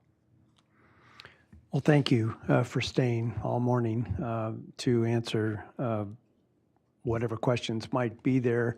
Certainly, there have been some from our constituents, and I think for me, the biggest issue, having gone through the fires, two of those where I had to evacuate, it's front of mind, and there are allegations that the safety of the neighbors to this project are being impaired by going forward and approving it.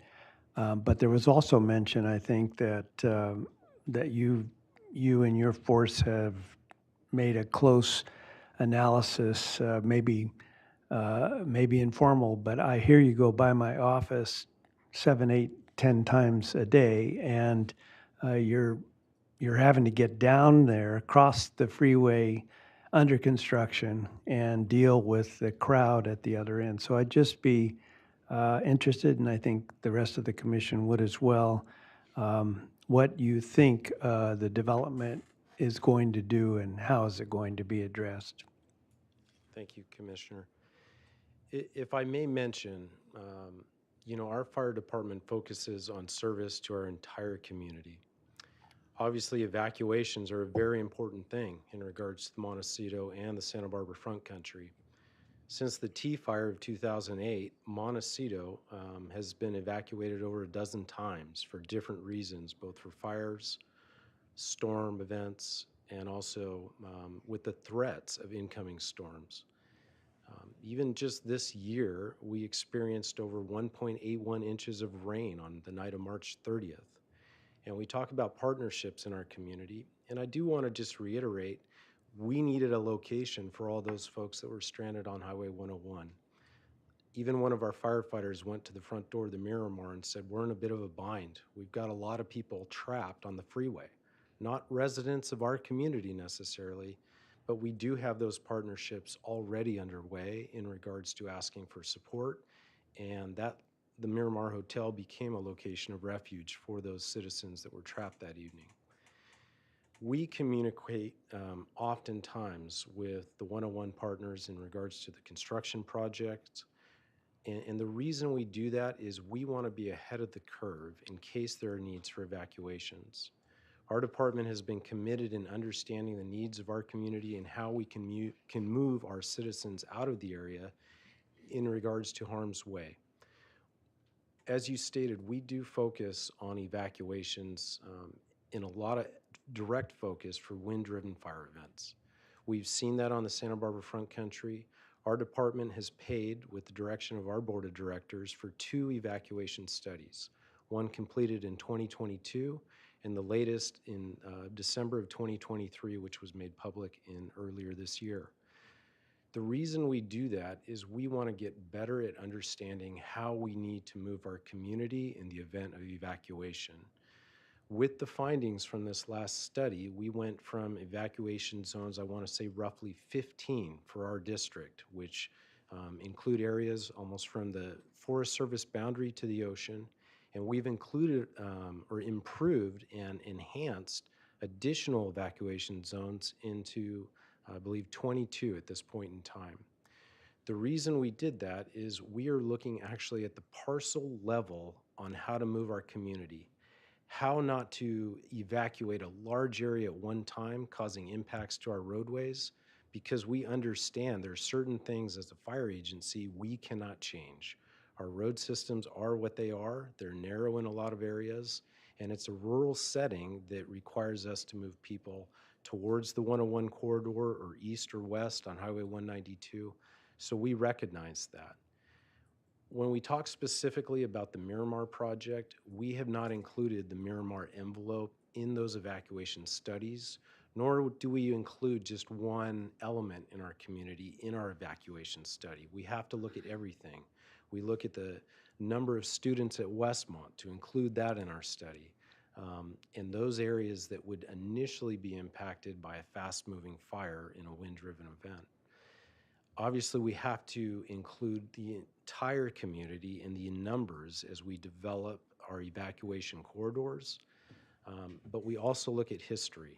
Obviously, the debris flow of recent time has adjusted the way we do evacuation modeling and also how we try to pinpoint areas as we work with the National Weather Service in case of emergencies. We will continue to adapt and create enhanced evacuation procedures, but I do want to let you know that that is not a direct element of the Miramar project that was included in any of our previous evacuation studies. I had maybe a slightly more specific question with respect to fires that you are required to respond to and do. Plus, I'm aware that many of the calls take you down to the highway to deal with accidents and other issues that are part of the routine of Montecito as it stands now.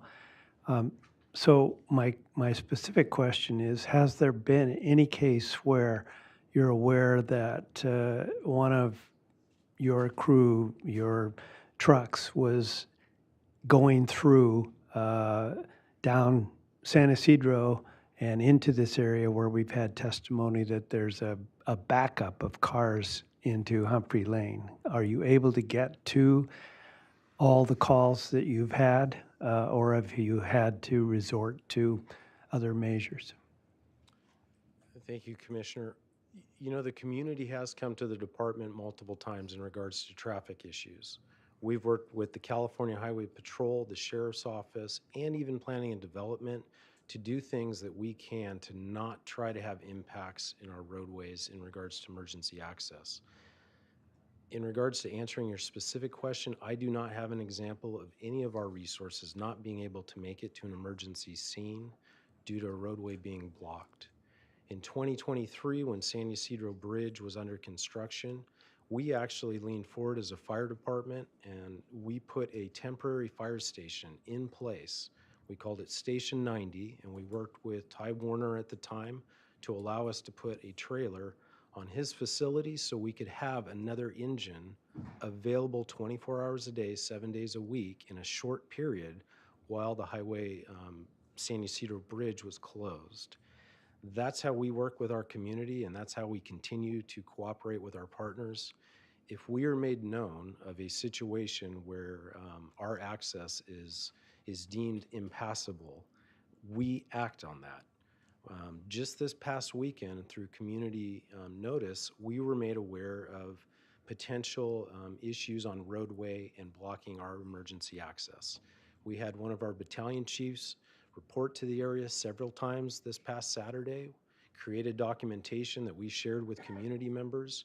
We've made some adjustments and some things that we saw at the Miramar Hotel that needed to be addressed, and those things were handled Monday afternoon when we had communications with their staff. So those are the ways as a fire department, you know, we lean into that. We do not have the authority necessarily in regards to the road systems and what have you, and that's why we lean on our partners from both the California Highway Patrol, the County Roads Division, as well as the Sheriff's Department. That's exactly the information I need to assure myself, representing many of the people here, that should there be a fire, should there be an accident, your planning and at least experience suggests that the Miramar will be helpful to that process rather than harmful.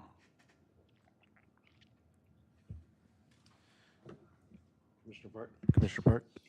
Yes, I have a very specific question for you, but first I want to tell you I'm very impressed by your testimony and by your preparation, the years of work that you folks have been doing here. And it reminds me, because you're an independent district, aren't you, with your own board? That's correct, Commissioner. And it reminds me that when we consider these projects, we need to consider the input not only of our own county fire department or county agencies, but of the independent agencies like yours that are doing important on-the-ground specific work. So I'm so glad you're here. But I want to ask about a comment you made that I just didn't understand. You were talking about your studies, and I think you said something to the effect that you did not include the Miramar envelope. You said something about envelope that wasn't included. And I wonder if you could explain that, because I just didn't understand it. Thank you, Commissioner. I believe there's been some questions of your commission in regards to have evacuation preparedness, or has agencies looked at the evacuation requirements just of the Miramar. So I wanted to be clear that when we as a fire department pay for a study directed by our board of directors, we look at it as a community. So we have to look at the businesses, the schools within our area, but it is as a whole. We do not just look at a singular project. So you didn't leave the Miramar out? You We just- did not leave you the just looked at Miramar out. other things? Yeah. That's correct. Okay, They are good. encompassed in our evacuation areas and the numbers. So yes, Well, thank you thank for you again. asking the question. I just couldn't be more impressed. Thank you for being here. My pleasure. Well, there doesn't look to be any other questions, but thank you. Thank you. Thank you, Commissioner. Any other questions for those who are available by Zoom? Mr. Cooney? Yes, I heard, as I'm sure Commissioner Park did, Will Robertson testify before the Montecito Commission, and it's one of the basic concerns of the surrounding neighbors dealing with traffic flow. So if Mr. Robertson is available, I'd like to just ask him to return to that testimony for the benefit of our commission.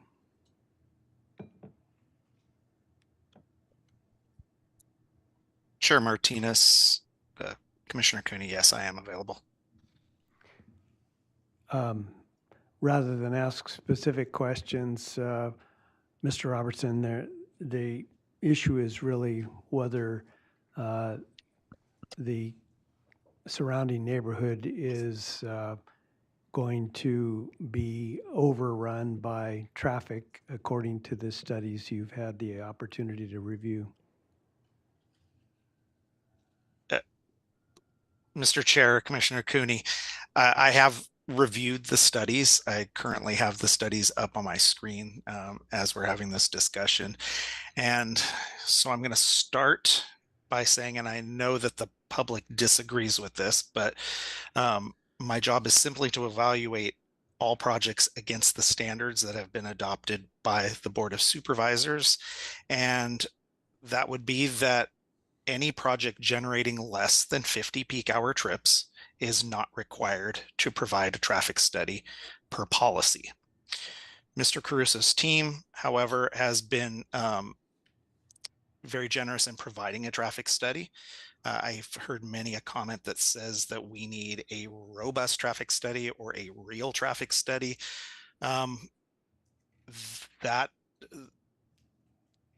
Those are interesting comments because traffic studies in the County of Santa Barbara have standards, and I apply those standards uniformly to all projects.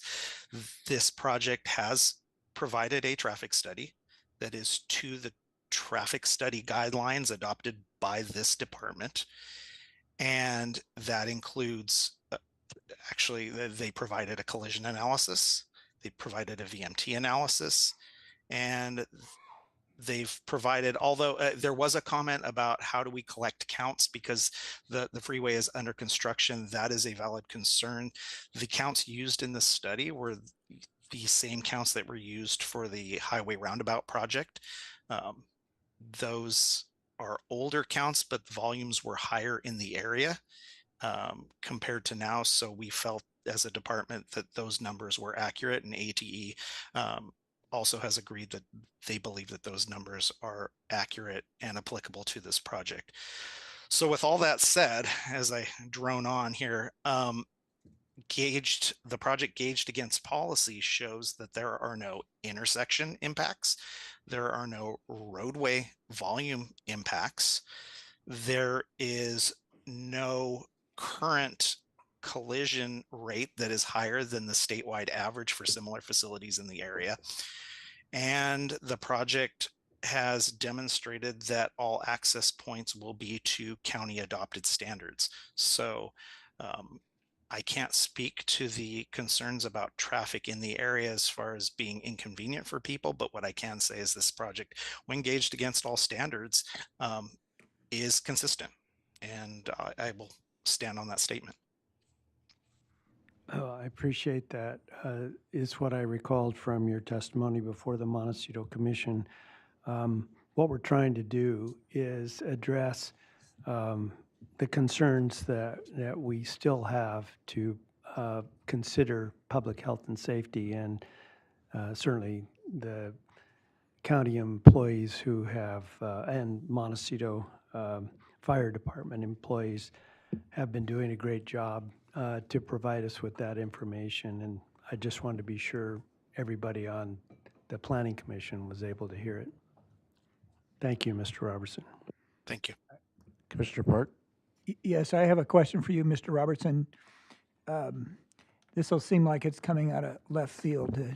It's baseball time. We can use those kind of references. You strike me as you always have, as a very well-informed young man, so you might not recall this personally, but maybe you have access to data. And I'm wondering if you have any data of traffic volumes and traffic issues going back to when the original Miramar Hotel was in operation.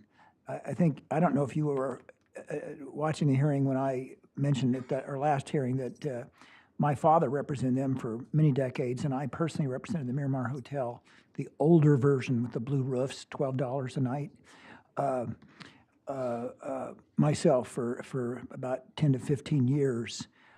And my anecdotal testimony, or whatever it is that I recall that the old Miramar was closer to 200 rooms. It's actually larger in terms of number of rooms than this Miramar, and it was $12 a night, and I don't think you're $12 a night or anywhere close to it.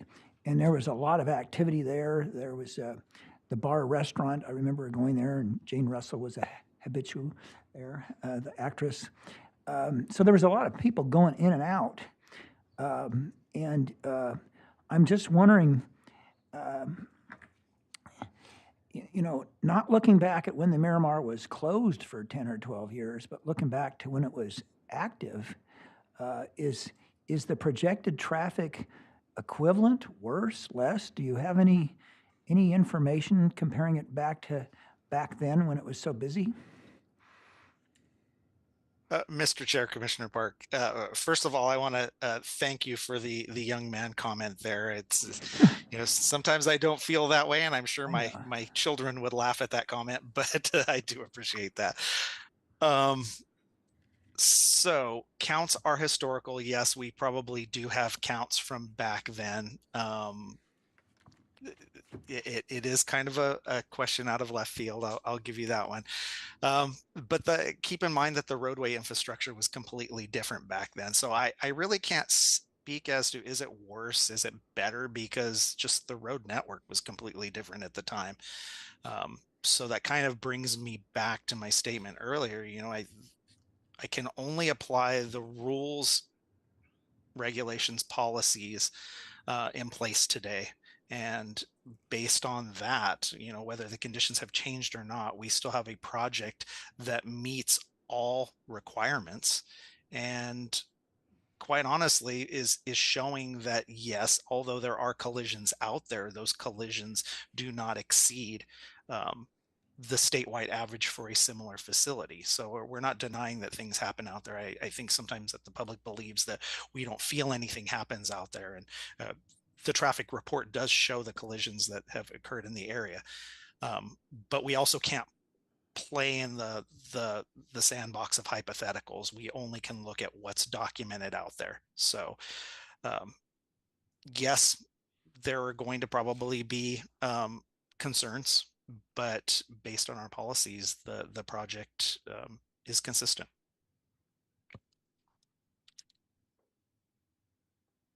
I don't know if that's helpful, but Okay, well, I don't see any other questions right now. No other questions? Okay, well, thank you. Thank you for your time there. And this would be moving on to the applicant now.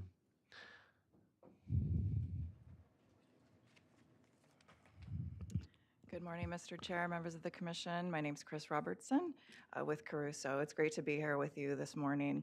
As one of the commenters mentioned, we did submit a fairly robust letter as part of the package. You should have that in there. The letter addresses all of the issues that were raised and then some, but I'll go ahead and just take a minute to go over some of the key things that were raised this morning.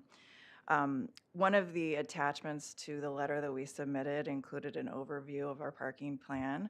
And as Ms. Brown mentioned earlier, we do go through an annual compliance and reporting requirement with the county We've always been found to be in compliance, and we've never been issued a violation. The plan basically contains two key parts. It's how do we ensure that the resort maintains a valet-only operation for both employees and guests. When employees are hired, they go through an extensive orientation process where they're advised that they are not allowed to park on Eucalyptus or Jameson, that it's valet only. They have to register their vehicles with us, make, model, year, color. They're issued a parking decal, and we have security monitoring to make sure that they are following the rules. If they don't, they're at risk of termination. That documentation is submitted to the county again on an annual basis. For our guests, they're advised at the time of booking that we are a valet-only resort. When they come in and register, they're required to sign a registration card where it's again reiterated that the resort is valet-only. When they complete their booking, they receive an email again saying that the resort is valet-only. And we also have information posted on our website. We have signs up on Jameson saying that it's hotel, no hotel parking. And we would be happy to install additional signage if it's something that the commission would like to see, and we'd be happy to work with staff to figure out those logistics. Regarding expanded commercial, all of the changes that we've gone through at the resort since the time of opening have been in compliance with substantial conformance determinations as reviewed and approved by staff. There were some items raised about the CEQA exemption. The CEQA guidelines are very, very clear that a project is defined as something that has the potential for direct or indirect impacts on the physical environment. Furthermore, there's a well-established legal precedent that comes from a case in Tustin Ranch showing that you don't look at the existing site overall when determining whether or not a project qualifies for the 5-acre threshold qualifying you for an exemption. You look at the area of the site that's being disturbed in compliance with the CEQA guidelines. So we clearly qualify for that. As Mr. Sisson mentioned, we do look at zoning compliance on the resort on the resort-wide basis because we're looking at two different things. One looks at zoning and land use requirements and compliance, and one looks at requirements and requirements under the state statute. Although we clearly qualify for a statutory exemption, we have submitted, as I mentioned before, robust technical analyses consisting of hundreds, if not thousands, of pages of documentation written by subject matter experts that have been independently reviewed and approved by staff. So even though we qualify for an exemption, we have gone through an extensive effort to demonstrate to the decision makers and the public that our project would not have an impact on the environment. Regarding evacuation, we have a very detailed emergency preparedness plan in place that covers any number of emergencies that we might encounter at the resort, one of which is emergency evacuation. When we've encountered recommended evacuations, we work very closely in real time with local sheriff and fire departments so that we're able to get our guests out as quickly and as expeditiously as possible.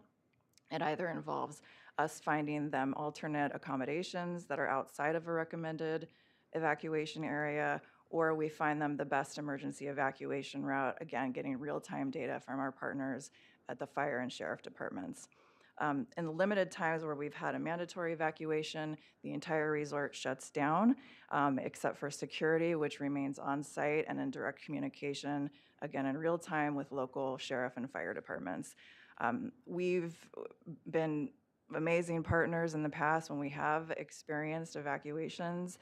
We've provided food and water to the neighbors, especially elderly ones who were unable to evacuate. And some of our team actually went to the extent to provide their personal vehicles to act as generators to power life-saving equipment for some of our elderly neighbors. There was a slide shown earlier by one of the commenters saying that we would have a valet stand located directly off of Jameson on the west lot. That's factually not true. We would actually have that located about 70 to 90 feet south of Jameson to ensure that there's no queuing occurring and there would be a turnaround area enabling cars to turn around. Regarding union work, we're absolutely committed to specifically soliciting proposals from local subcontractors, just as we did when we were constructing the resort several years ago. And at the right time, when we're getting ready to go out to construction, we'll work to have a competitive bidding process. There were a couple of images presented earlier that showed traffic in the area. It's a gross mischaracterization of the normal traffic patterns in the area, as well as the resort's contribution to that traffic circulation. As you know, the 101 is under construction along with a number of improvements associated with it. And if you've been to the resort recently, you know that southbound Jameson on-ramp is actually closed. So you can actually see that sign in some of the photos.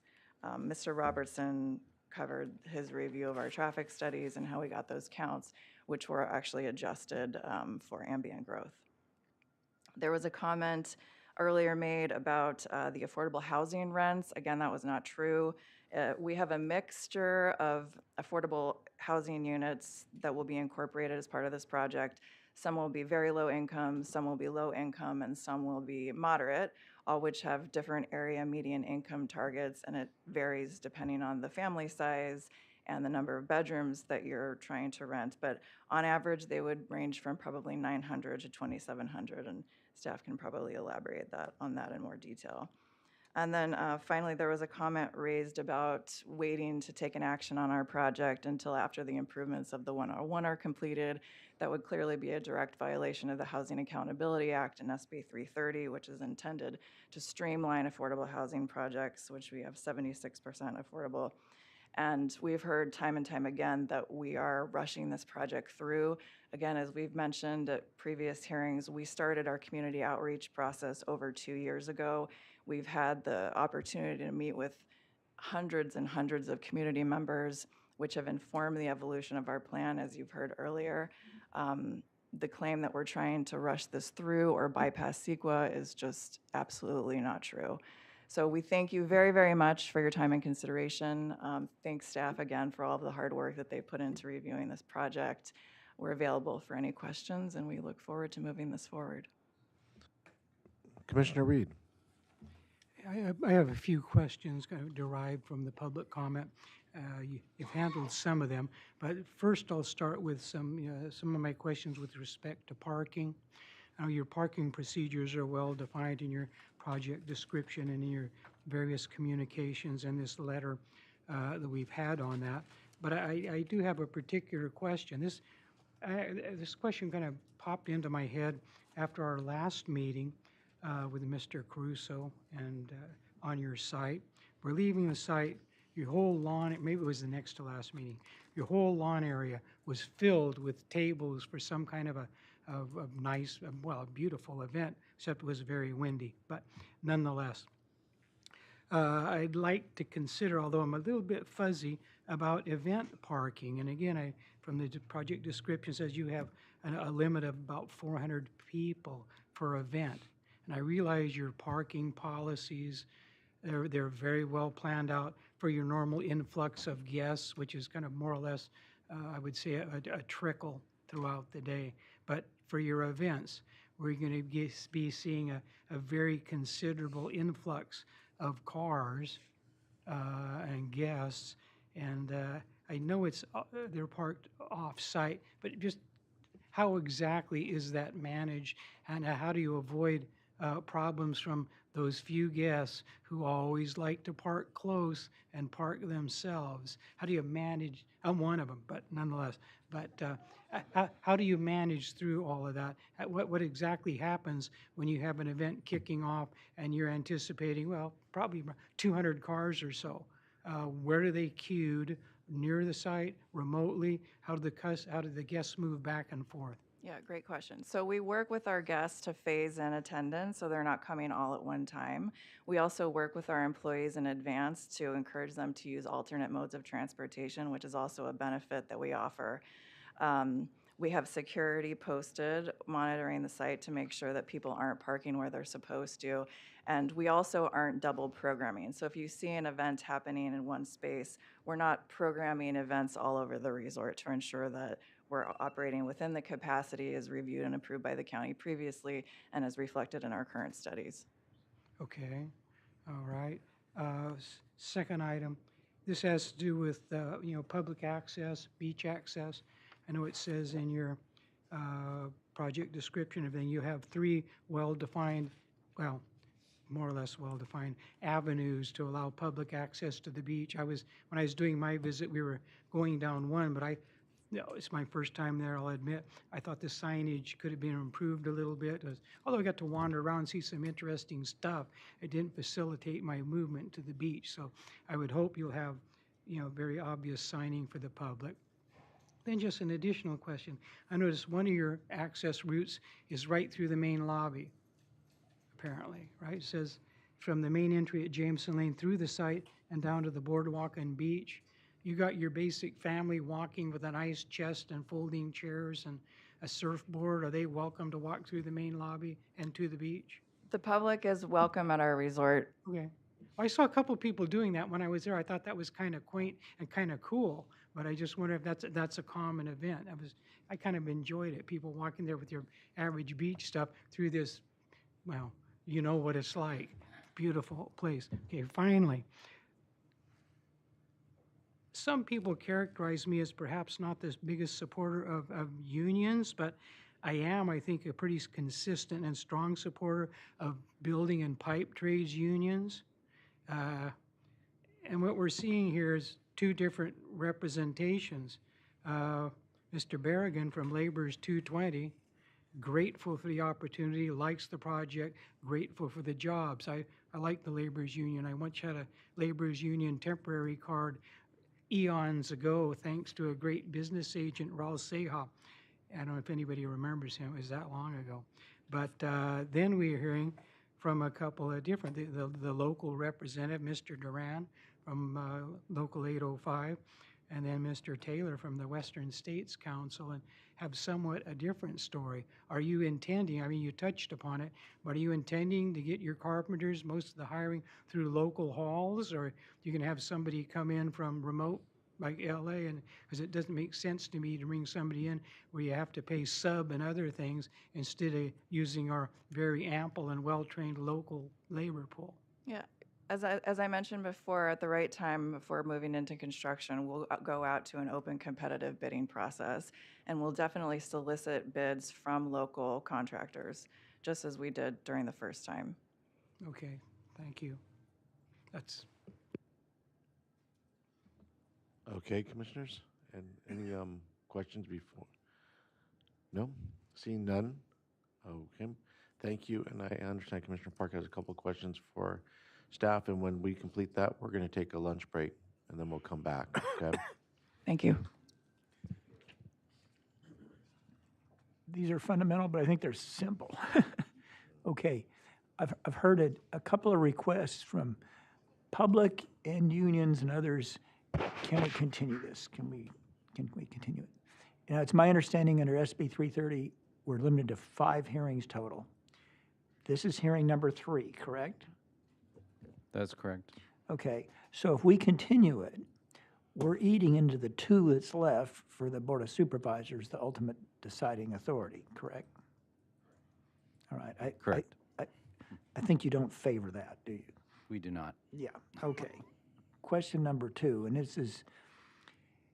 this again goes to the concern over the commercial part, because I hear a lot of folks saying, hey, I support the employee housing and affordable housing. I don't support the commercial. I've read the Housing Accountability Act provisions a lot. I read a lot of it had to do with the builder's remedy that talks about mixed use and all that. Can we, well, I got to back up. It's very hard for us to have any discretion concerning the affordable housing. And we've talked about that. I don't need to go into that now. Do we somehow have the discretion to say, we've got to accept the affordable housing on a mixed-use proposal, but we can chop off the commercial, that we have all the discretion in the world to get rid of it? Could you elaborate on that? Commissioners, in my opinion, no. I think that the Housing Accountability Act provides a definition for an eligible project. and that project includes all aspects of it, whether it's the housing or the commercial. It's 2/3, right? And this fully meets that definition, and so it's an eligible project. It's only subject to objective standards, and you have to review and decide on the entire project as proposed. Well, I think I've pushed the envelope pretty hard as to what we can do with that commercial, but it seems very convincing. We can't eliminate it. I would concur, yes. Okay, thank you.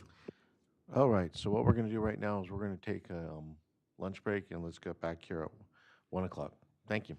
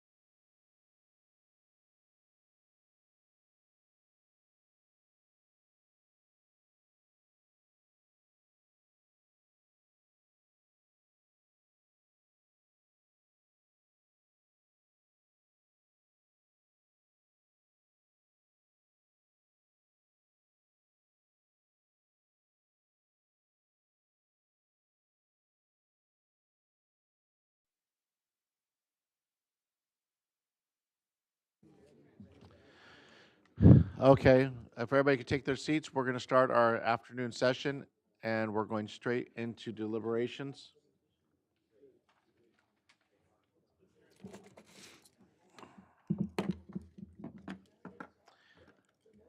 All right, and so in deliberations, who would like? I guess the question is who would like to speak first amongst us commissioners? Commissioner Cooney? Well, Mr. Chair, if it pleases the commission, I would like to just make a few of my observations and then hear the feelings and deliberations of my fellow commissioners before making any kind of motion. So, and I'll be guided by staff with respect to the directions. But to begin with, I just think at this time in particular, as a country, there's a lot of talk about the threat to democracy and what could happen depending on the outcome of an election coming up. We're far away from the heart of that particular decision, but we are front and center with respect to paying heed to democracy. We're right at the local level, and as a longtime member of the commission and a resident of Montecito, I was very proud of this hearing, of the process that we followed. We attempted to include our brethren from the Montecito Commission, and we had the benefit of their effort too to get more information on the record and to the commission, the Planning Commission. But what was really impressive in that process was how much input and involvement we had from the community. You know, in addition to 3 separate hearings, there was incredible participation by the public. I know all the commissioners had the same experience with not only the number of people that came out, standing room only 3 times. It was really incredible. But in addition to that, there was a lot of publicity generated by interest in the project, and so it was widespread involvement of the community. In terms of our role as a commission, as just one part of this process, it really is to work as hard as we can to come up with our recommendation to the Board of Supervisors, which may not be involved unless there's an appeal, but we have to assume there is an appeal. So taking all the time we can to reach the right decision is very important, and I think that's a big part of our advantage here in our county, that we have such dedicated hearings and staff to support the commission and the commissions in their specific role. In addition to that, we all take time to learn about projects ahead of the hearings, and then the hearings are vital to the conclusion we come into. So let's look at this case. It's a hard one, specifically because of the affordable housing legislation and our sometimes frustration with what we're told to do by Sacramento, and are really saddled with in most cases. And in this situation, I think there's a silver lining to the state pushing. Maybe this project would not have been presented by the applicant because of the cost and and the difficulty of the neighborhood opposition. The state law is pretty unforgiving. It does talk about health and safety of the neighborhood as an escape issue, but makes it dependent on what you really specifically talk about in terms of public safety. In this case, we had lots and lots of testimony about the safety threats, and we're all facing the reality that the 101 project has increased not only discomfort, but I believe has become a complete threat to public safety. I can hardly go from Santa Barbara to Montecito right now without running into a traffic jam and not only inconveniencing people, but in many cases causing damage and injury. So with that as a background, we were presented today with an alternative project in which two of the most vitally interested parties, the neighbors and the Caruso applicants, agreeing with the church, All Saints by the Sea, a wonderful institution in our community. Not a complete change to the project, but an adjustment and a meaningful adjustment, one that was indicated by the church, and I agree. It is a significant step to take for the applicant, who maybe didn't have to do anything, but I think in the view of several of us, it was an improvement. So I feel now, and I want to hear from everybody else on the commission, that with the help of the changes that have been made since the first hearing, we are in a position to approve the project and recommend approval to the Board of Supervisors. Gentlemen, I'll go next. Nobody else is jumping in there. I really compliment Commissioner Cooney for saying what he just said about, especially the democratic process in regards to what's going on now, and he's here right in front of us. When I considered this matter, I rarely go on site visits, but I actually went on a site visit on this project because I heard so much over the emails I received, and I said, okay, I need to go, and I went. In looking at the intersection impact, I should say, and traffic study, I was impressed today, but it really wasn't necessary, but I understand that there was a traffic study. So that's the extra step that I would actually hope for and looked for and received. Affordable housing aspect. One thing that is, it's not just to our state, but it's worldwide, actually. I was just in Italy, and they were telling me about how they are going through the same things there. And is actually working here into an area which I'm very foreign to, but it's actually working and coinciding with a development within the original footprint of their parameters, their properties, not asking for more property, but they're doing it within their property confines. The neighbors, I did meet with All Saints by the Sea Parish. I was impressed by them. I heard their concerns, and I'm impressed by the fact that they were actually able, neighbor to neighbor, the Caruso group, able to come to an agreement. Mr. Floyd Wicks, who spoke about him being the neighbor on the other side.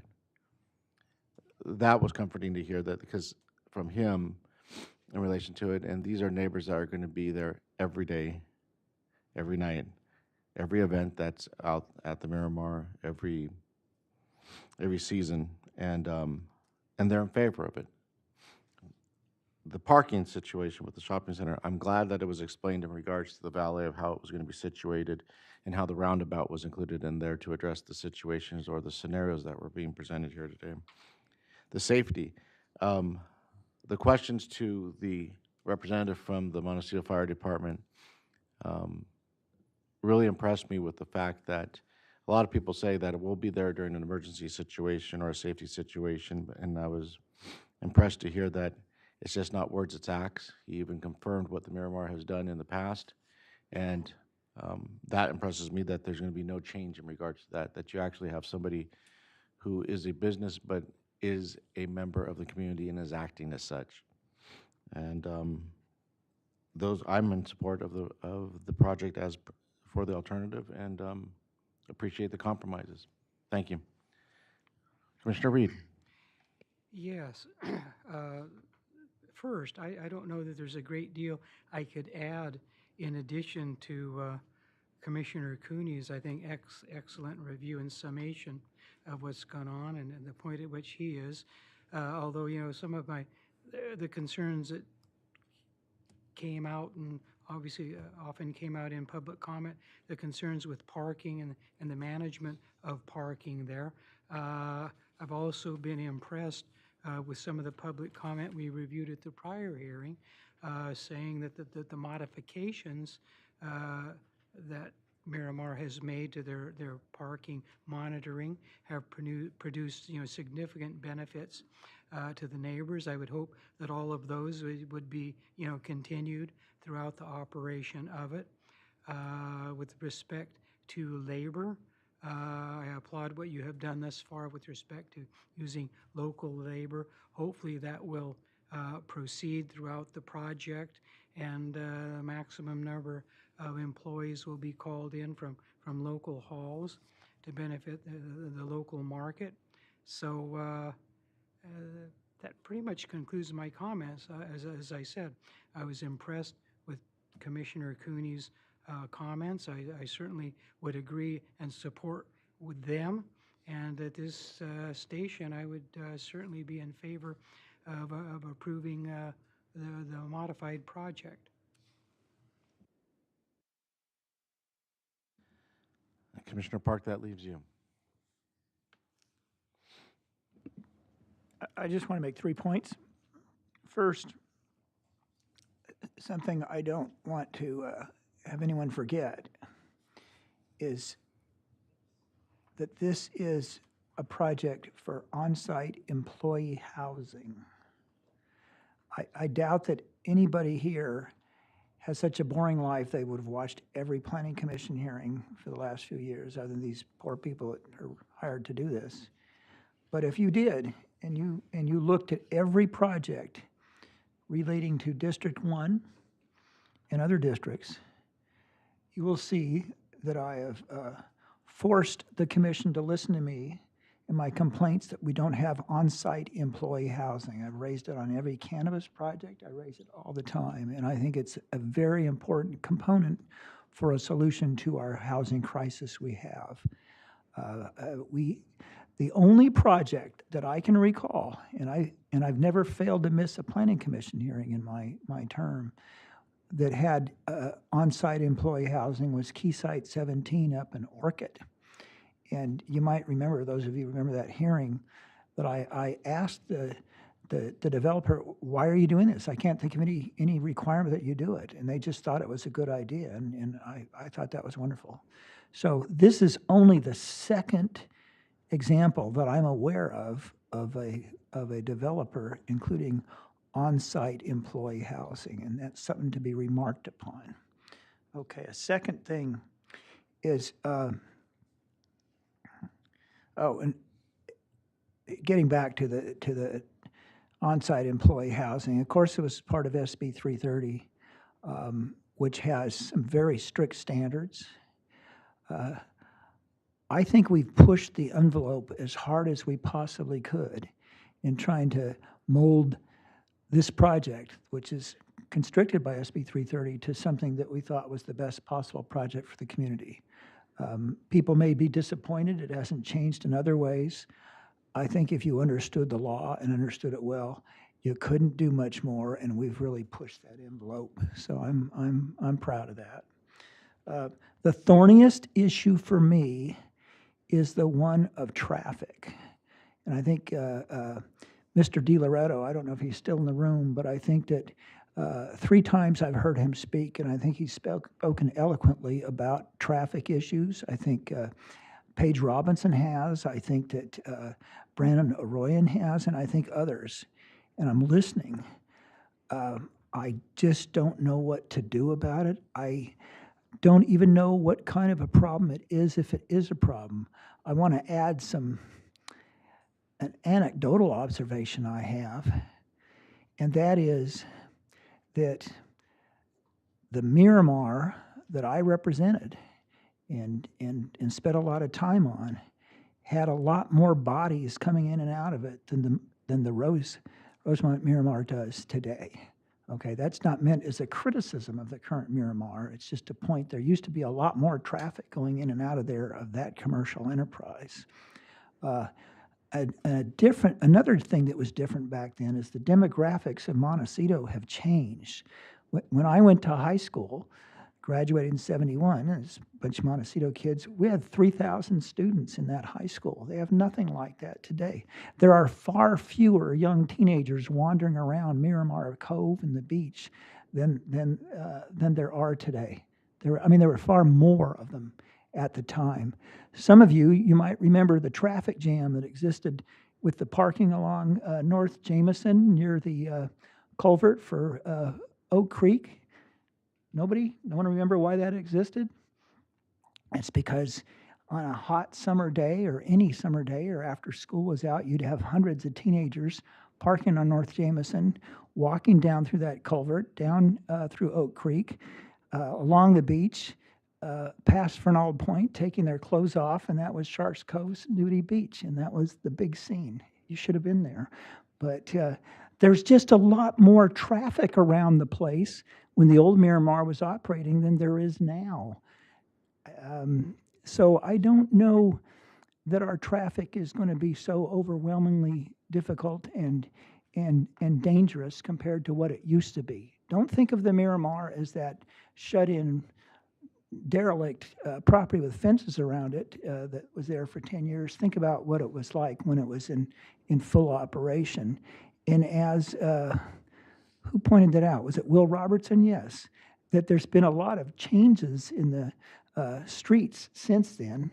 I don't know that there are at Jameson, South Jameson, and Eucalyptus, but leading up to it, we have the 3 traffic roundabouts in Montecito to the west.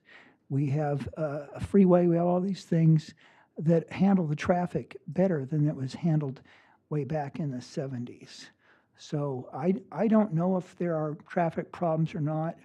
It's something that was livable many years ago, and that may be a signal that it's tolerable now. I don't know. I agree with Commissioner Cooney's statements about the process. I agree. I think we owed the community the duty of trying extra hard on this to get everybody's concerns. I think we did the best we could. And so I'm pleased with that. One thing that struck me early on as I spoke to members of the public and to Miramar staff is there was a feeling of high pressure, almost a feeling of desperation and almost of paranoia, to tell you the truth. And that disturbed me.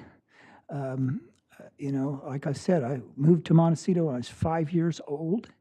Montecito's had tremendous number of changes in terms of the population turning over all the time, different kinds of buildings being built and so on and so forth.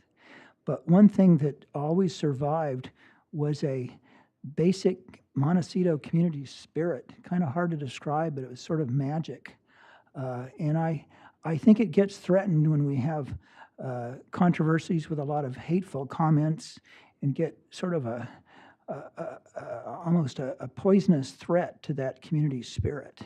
And I felt it was important to help preserve that by seeing that we could bring some agreement among parties to come up with something. And I think that did happen. I think that we have very reasonable people with the neighbors. I hope to see them again. I think that Mr. Caruso, in my conversations with him, he's concerned about that community spirit. He wants that captured at the Miramar. And I think with the church people, I was incredibly impressed by Channing Smith and Sherry Benenhoven and others, that they recognize it too, and they recognize the church's role in fostering that. So I'm really glad to have a resolution that goes back to how things feel in the community. And so I'm ready to support the project in any motion made by Commissioner Cooney. Commissioner Cooney? I have a question for Willow. The summary here, is that something you can put up on the board? Okay, good. Because we're talking about two possibilities for project approval. Okay, so I assume the one that there now is what you're advising the commission to adopt, assuming that we want to approve the project. Mr. Chair, Commissioner Cooney, the motion on the board now is the alternative, the newer rendition of the project. Great. I just didn't want to approve the wrong one. Okay, so my motion will be that, took it away. We make the required findings for approval of the project as specified in attachment 2 of the staff memorandum dated October 29, 24, including CEQA findings. And just one word about CEQA to interrupt. This is the most difficult part of it for the commission, which has really sided with protection of the environment above all else. Even discomfort of surrounding neighbors, the fact that a project might cause a violation of CEQA is something that is just not supported at all by this commission in my experience. So with respect to CEQA, yes, we say, but I think it's a difficult finding, but very important that the CEQA findings are incorporated in our motion. Number 2, determine the project's exempt from CEQA pursuant to CEQA section 21-159.25, included as attachment 4 of the staff memorandum dated October 29, 2024. And 3, approve the project, case numbers 24 RVP 050, 24 RVP 051, and 24 AMD 08, and 24 CDP 077, subject to the conditions included as attachment 3 of the staff memorandum dated October 29, 2024. And do I have any discussion? Do I have a second? I'll second. Okay. No discussion still? Okay.